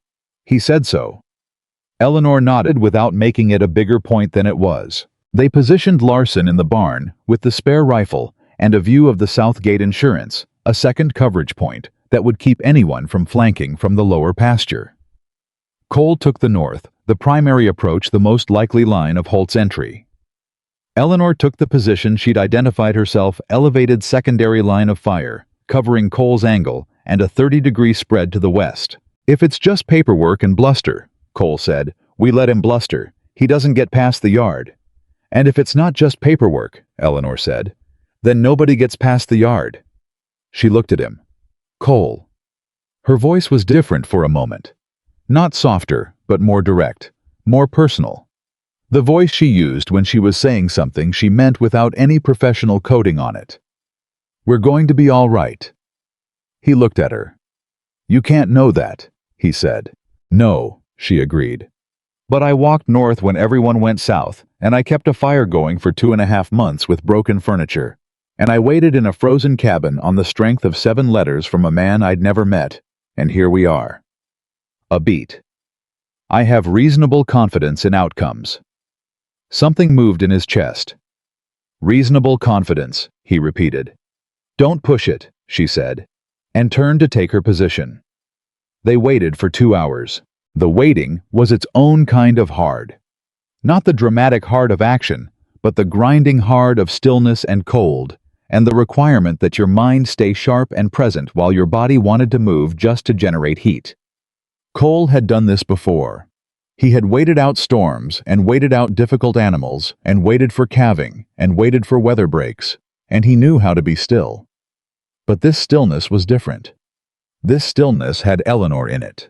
This stillness had something at stake that he hadn't had at stake in a very long time. Larson, positioned in the barn, coughed once and went quiet. A good man. A patient man. Cole heard them before he saw them. Hoofbeats. Multiple. Coming down the North Trail with the particular confidence of men who expected nothing waiting for them except a recently returned rancher and whatever fight one man could offer. He counted the sound. 6 horses. Holt wasn't being subtle. They came into the yard's north approach, and Cole stood where he was in the open in front of the cabin in plain sight and let them come. He wanted them fully committed to the yard. He wanted them past the point of easy retreat before they understood the situation had changed. He recognized Holt from the 2 times they'd dealt face-to-face over the years. The man was in his 60s, heavy-set, with the particular look of someone who had spent decades having what he wanted and had long since confused want with entitlement. He sat his horse like a man who owned everything he could see. He pulled up 20 feet from Cole, looked at him, looked at the yard, let his 5 men spread out on his flanks. Maverick. His voice carried easy in the cold air. Heard you were back. Here I am, Cole said. Heard you had quite a search. Holt's tone was the tone of a man arranging his words into a shape. Sorry business. Though I heard the woman you went looking for didn't make it. You heard wrong, Cole said. A small pause, the first flicker of something behind Holt's expression. That's so. That's so. Holt regrouped fast. Cole could see him do it, the small reset of a man who'd had surprises before and knew how to adjust. Well, he shifted in his saddle. I've got paperwork here, Maverick. County filings on the northern 200 acres. You've been absent from this ranch going on 3 months. Abandonment provisions are clear in territorial law. Bring me the paperwork, Cole said. Holt's hand moved to his saddlebag. Then a voice came from above and to the left. Not loud, not theatrical. Clear and level and carrying exactly as far as it needed to. Mr. Holt. Eleanor's voice, from the elevated position she'd taken. Before you open that bag, I want you to see me clearly. Every man in Holt's party turned. She was visible. That was the point, she had positioned herself to be visible. When she chose to be on the angle, Cole couldn't cover with the rifle in her hands, and the particular posture of someone who was not pointing a weapon for effect. "My name is Eleanor Dawson Maverick," she said, and Cole noted the name she'd chosen and felt something large and quiet move through him. "I have been in this territory for 3 months. I have witnesses to that. I have documentation of my arrival." She paused. "Your abandonment claim requires the land to have been unoccupied. I have been on or near this property since late September." She let a beat land. "I would like to see that paperwork, Mr. Holt. Because if the dates don't account for my presence, your county filings are fraudulent. And fraud is a different kind of conversation than abandonment." Holt stared at her. His men looked at each other. Cole watched Holt's face go through 3 different calculations in the space of about 4 seconds. He was looking at a woman he had never planned for. A woman who had just used the word fraudulent with the clean precision of someone who knew exactly what it meant in a legal context. A woman standing on high ground with a rifle, and the expression of someone who had nothing left to be afraid of, because she'd already survived the worst thing she could imagine. "The cattle," one of Holt's men said, quietly, to Holt. Not quietly enough. Cole heard it. "The 60 head your men took from my south pasture yesterday," Cole said. His voice was level and very cold. "Which my neighbor who is currently in my barn with a bruise on his face from being ridden down can testify was taken under duress." He paused. "That's a different kind of conversation too." The yard was very silent. Holt sat his horse and looked at the situation he had built and saw clearly, and probably for the first time in a long time, that it was not going the direction he had built it to go. Then the barn door moved, and Larson stepped out, and there were 4 people standing on Cole Maverick's land, and 6 men on horseback, realizing that the quiet mountain rancher they had underestimated for years had come back from 3 months in the wilderness and brought something with him that changed every calculation Holt had made. "I'll need those cattle back, Holt," Cole said. "Today. Every head. My neighbor can do the count." A long silence. Holt looked at his men, looked at the elevated position where Eleanor stood with the rifle and the posture and the expression of a woman who was not bluffing even slightly. Looked at Larson. Looked at Cole. He was not a stupid man. That was the problem with men like him. They were never stupid enough to lose sight of the moment when the cost exceeded the return. And this moment had clearly exceeded. He looked at Cole for a long time. "This isn't over," he said. "I know," Cole said. "But today it is." He held the man's gaze without flinching, without posturing, with nothing in his expression, except the absolute settled certainty of a man standing on his own land beside the people he had chosen. "Take your men home, Holt. Send my cattle back by dark." Another long silence. Then Holt turned his horse. His men followed. They rode north without a backward look, which was probably the wisest thing Holt had done in years, and the sound of them faded into the timber, and the yard went quiet, and for a moment nobody moved. Then Larson sat down hard on the barn step, because his legs had apparently made a different assessment of the situation than his will had and were catching up now that the need had passed. Cole let out a breath. Slow. All the way out. Eleanor came down from her position, carefully watching where she put the bad ankle on the descent rifle held easy. She crossed the yard and stopped beside Cole. They stood for a moment without speaking. "Eleanor Dawson Maverick," Cole said. She looked straight ahead. "It had legal weight," she said. "A wife has occupancy rights, a fiancé doesn't. I needed the legal weight." "I know." A pause. "It was also true," she said. Quieter. "If you'll have it." Cole looked at her, at the line of her jaw, at the woman who had survived 3 months alone and ridden hard for 2 days on a bad ankle and positioned herself on a roof with a rifle and called out a land baron by name and made her legal argument with the clean precision of someone who had been preparing for it her whole life without knowing it. "Eleanor," he said. She turned. "Yes," he said simply.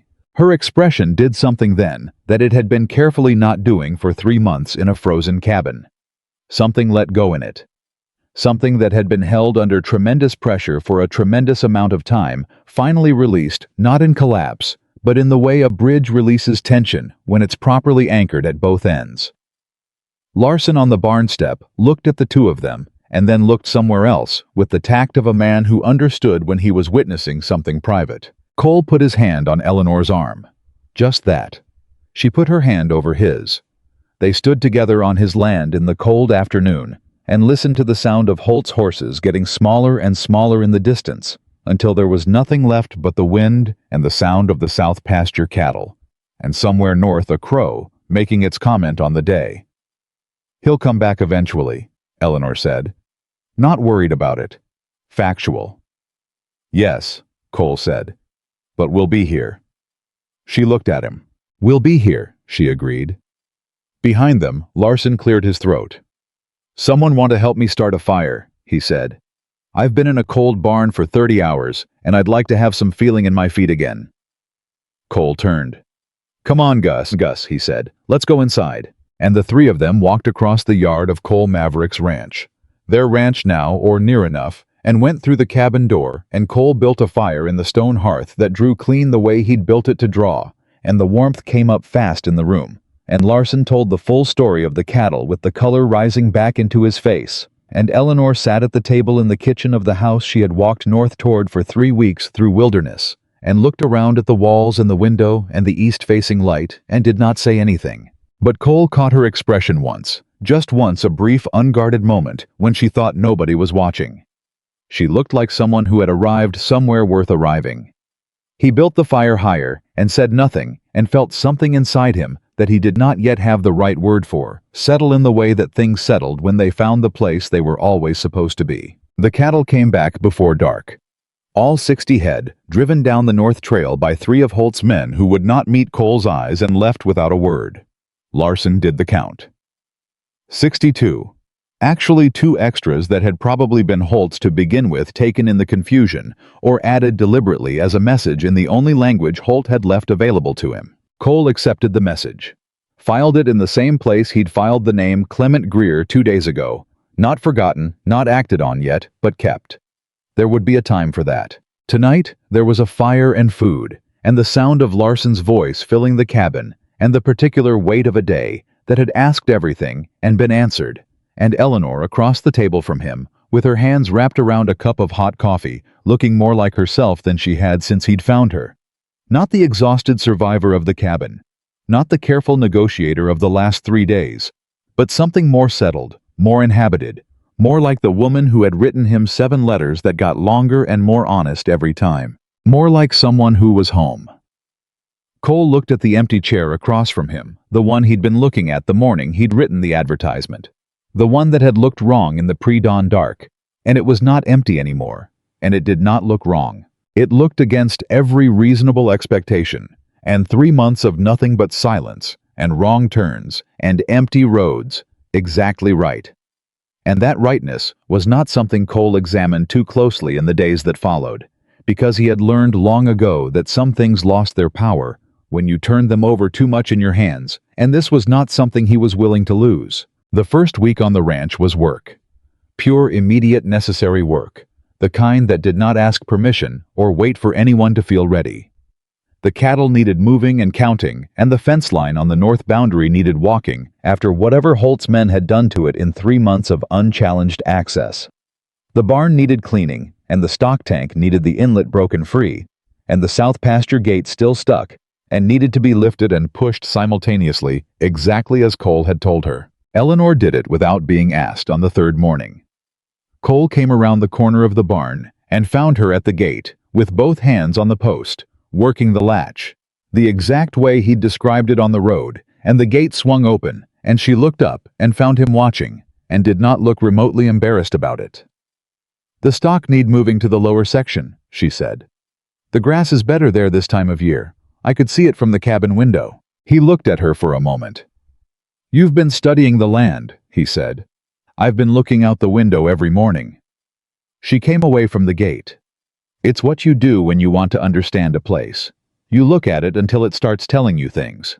Cole thought about the 2.5 months she'd spent looking out a different window, a cracked one in an abandoned cabin, and learning that landscape the same way.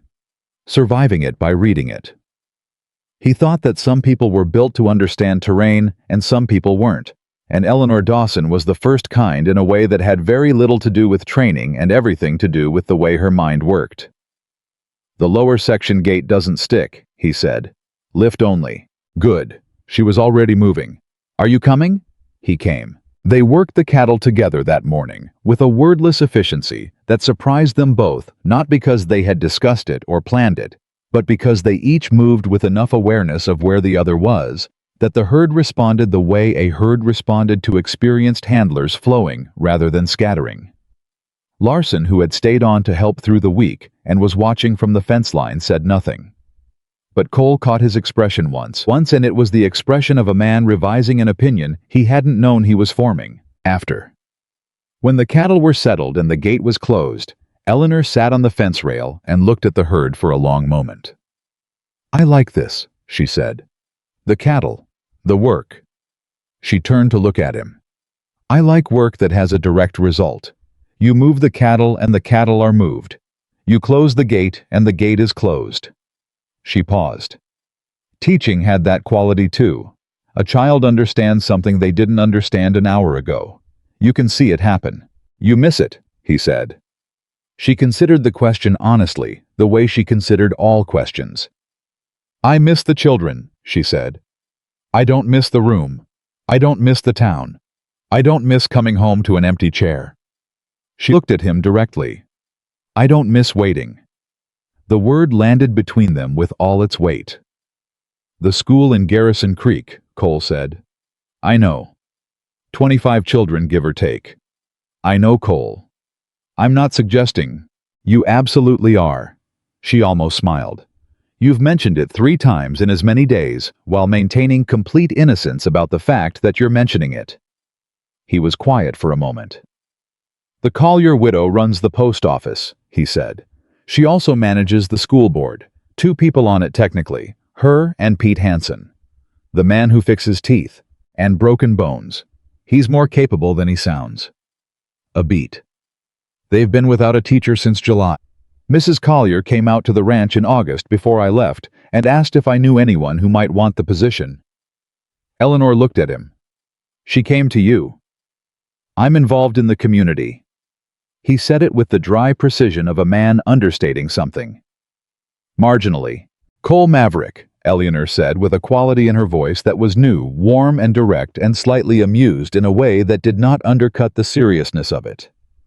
"Did you place an advertisement for a bride who also happened to be a teacher because you needed a teacher for the town school?" A pause. "I placed an advertisement for a bride," he said carefully. "The teaching was not a requirement I listed."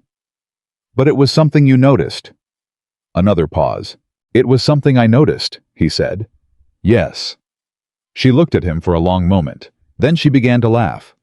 It was the first time he had heard her laugh, really laugh, not the almost laugh, not the small exhale that stood in for it, and it was the kind of laugh that came from somewhere genuine and unguarded, and it changed her face in a way that made him stand very still, not wanting to disturb it.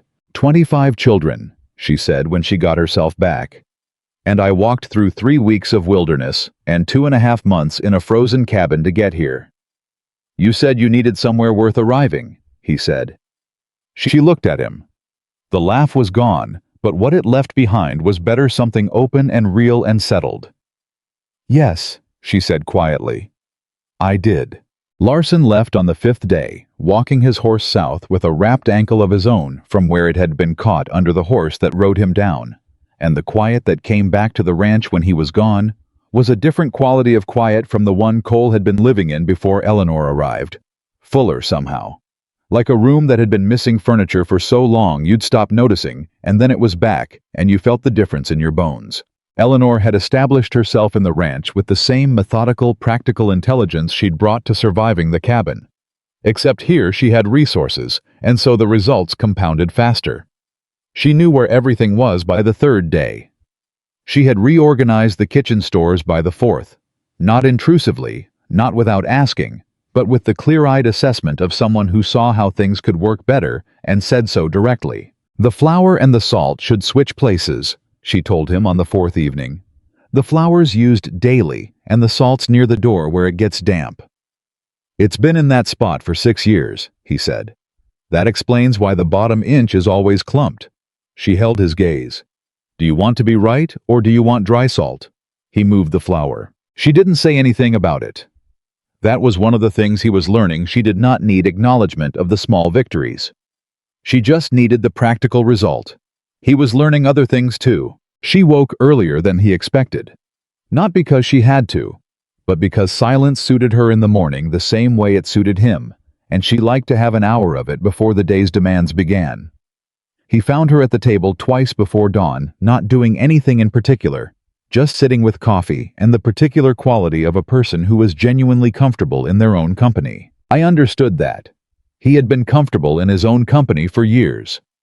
But there was a difference he was discovering between comfortable alone and comfortable with another person being in the same space.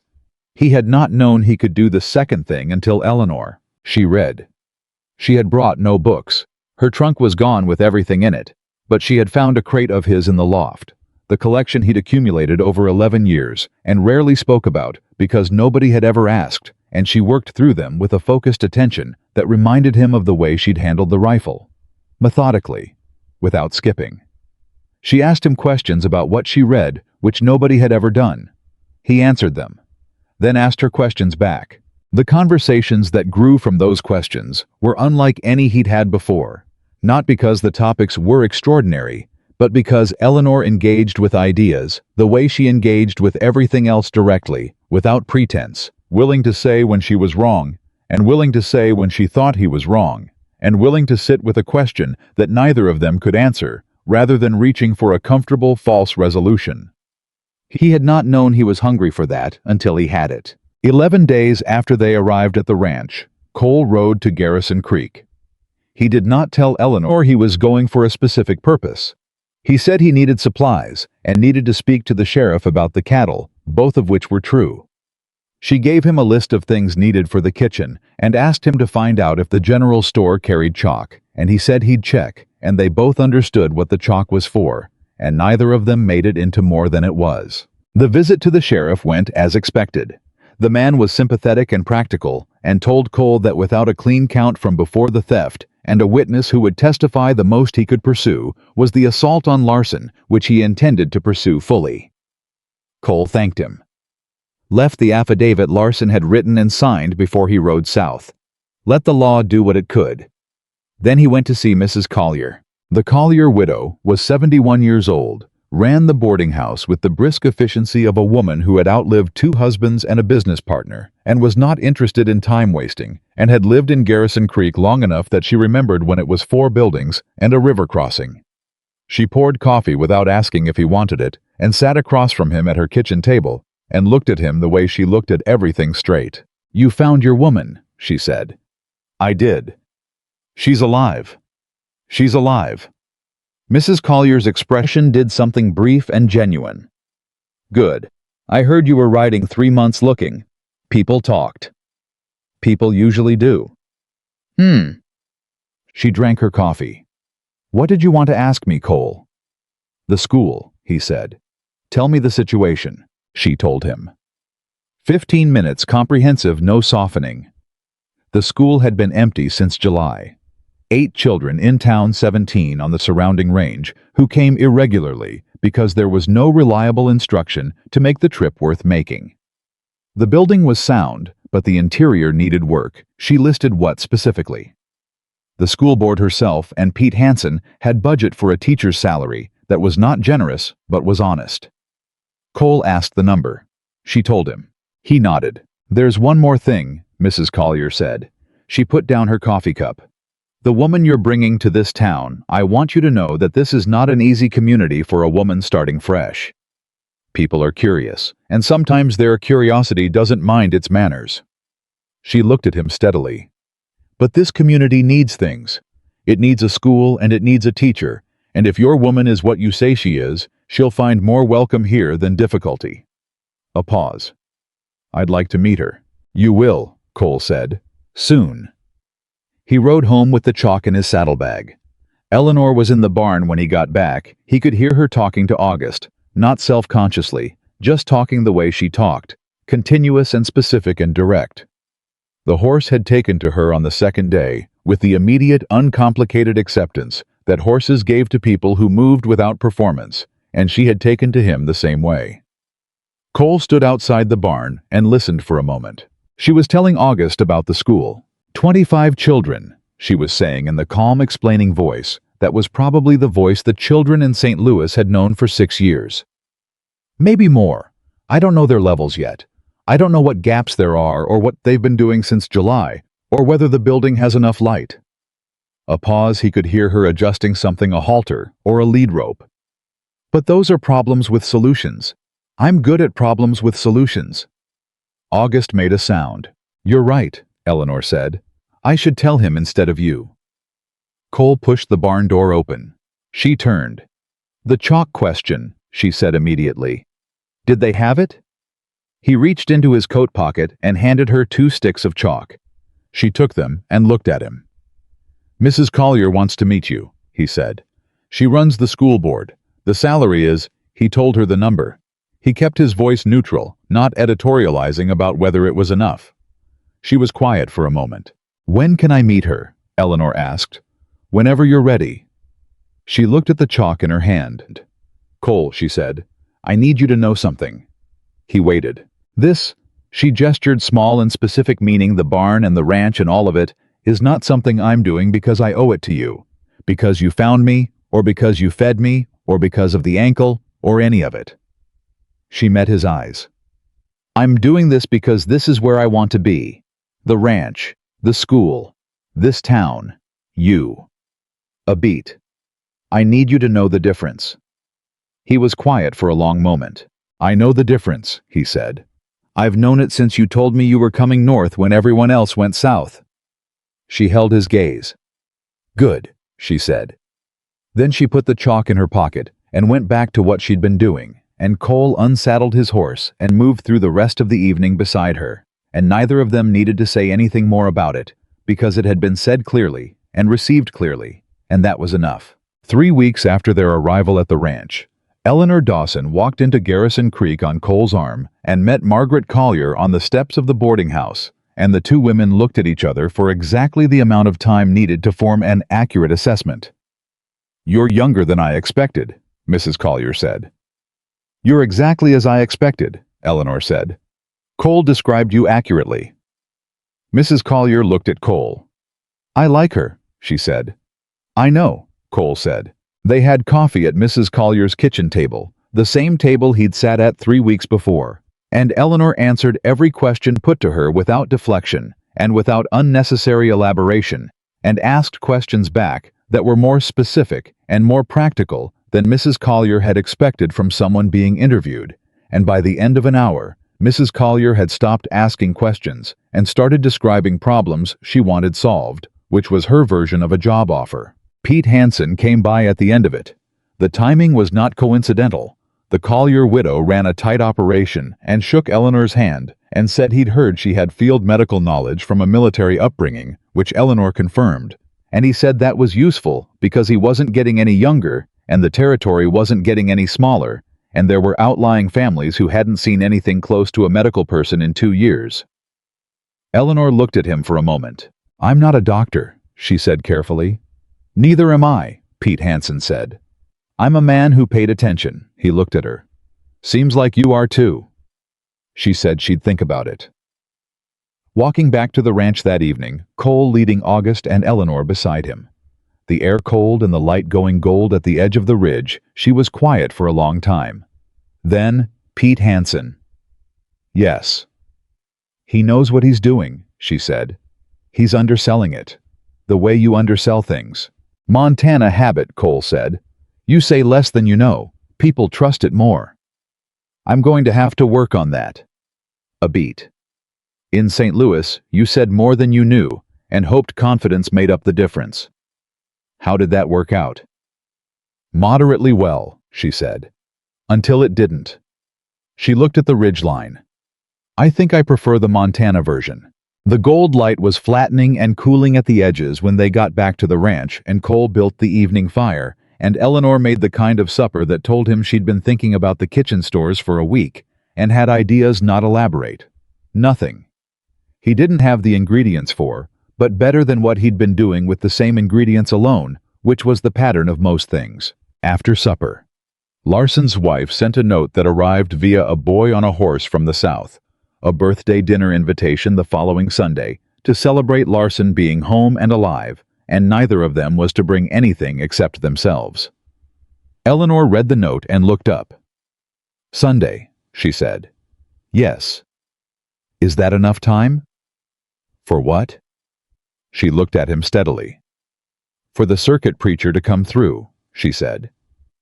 Cole went very still. "The preacher comes through first Tuesday of every month," she continued in the voice of someone who had been thinking about logistics. "That's in 4 days. Sunday is 6 days. If we—" She stopped, looked at him, changed approach. "Cole." "Eleanor." "I called myself Eleanor Dawson Maverick to a land baron on your roof to establish legal occupancy rights," she said. "I'd like it to be true before we go to dinner at your neighbor's house." He looked at her for a long moment across the kitchen table, in the light of the fire he had built in the stone hearth that drew clean in the cabin. He had spent 2 years building properly because he believed some things deserved to be done right. "Tuesday," he said. "Tuesday," she confirmed. "You're sure?" She held his gaze without a flicker. "Cole," she said quietly. "I walked north." He understood.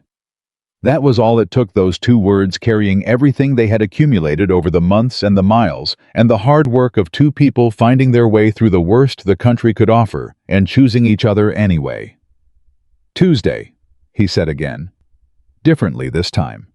She almost smiled, the real one, the one that had been arriving slowly and was worth every patient mile of waiting for. The circuit preacher, a tired man named Aldous Briggs, who had ridden more territory than he cared to count, and performed more ceremonies in barns and open fields than in actual churches, arrived on the first Tuesday of December 1882 and was clearly expecting a standard transaction. I was not expecting Mrs. Collier and Pete Hansen both present. He was not expecting Larson and his wife, who had ridden 11 miles south before dawn because Eleanor had sent a note saying there would be coffee and they should come. He was not expecting a wedding that had the quality of something that had been earned rather than arranged. He stood in Cole Maverick's cabin in front of the stone fireplace that drew clean and looked at the 2 people in front of him and felt something he didn't feel often enough on the circuit, which was the sense that the thing he was about to do actually mattered. Cole stood in the good shirt Eleanor had found folded in the loft she had washed and pressed it without comment 2 days before, and simply put it on the table and looked at Eleanor Dawson, who had done nothing theatrical with her appearance because she was not a theatrical person and was wearing the best dress she had, which was not the dress she'd arrived in, because that one had not survived the creek crossing, but a dress Mrs. Collier had appeared at the ranch with 3 days prior, saying only that it had belonged to her daughter who no longer needed it, said in a tone that did not invite questions. Eleanor looked at Cole. Cole looked at Eleanor. Preacher Briggs asked the words he was supposed to ask. Cole answered without hesitation. Eleanor answered without hesitation. When it was done, Larson's wife cried quietly in the way that women cried at weddings, when the thing was real rather than performed. And Mrs. Collier did not cry, but looked satisfied in a way that was its own kind of emotional. And Pete Hansen shook Cole's hand with a grip that communicated everything he didn't put into words. After sitting at the table with the people who had come, coffee and food, and the warmth of the fire and voices filling the room, Eleanor leaned close to Cole and said quietly for him alone, "The chair." He looked at her. "You said you were sitting at this table, and the sun hadn't come up, and you were looking at the empty chair across from you," she said.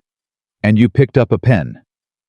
He looked at the chair across from him, the one she was sitting in. "Yes," he said. She put her hand on the table between them. Open, palm up, not demanding anything, just making it available. He put his hand over hers. Months later, when the story had traveled, the way stories traveled in that country, from ranch to town, to trading post, to the next territory over, carried by people who had heard it from people who knew someone who'd been there. The part people remembered most was not the 3 months of searching, or the frozen cabin, or the standoff in the ranch yard. The part they remembered was this: a man who refused to stop looking, and a woman who refused to stop waiting, and the fact that both of those refusals were the same kind of courage wearing a different face. Eleanor opened the Garrison Creek School on the second Monday of January, 1883.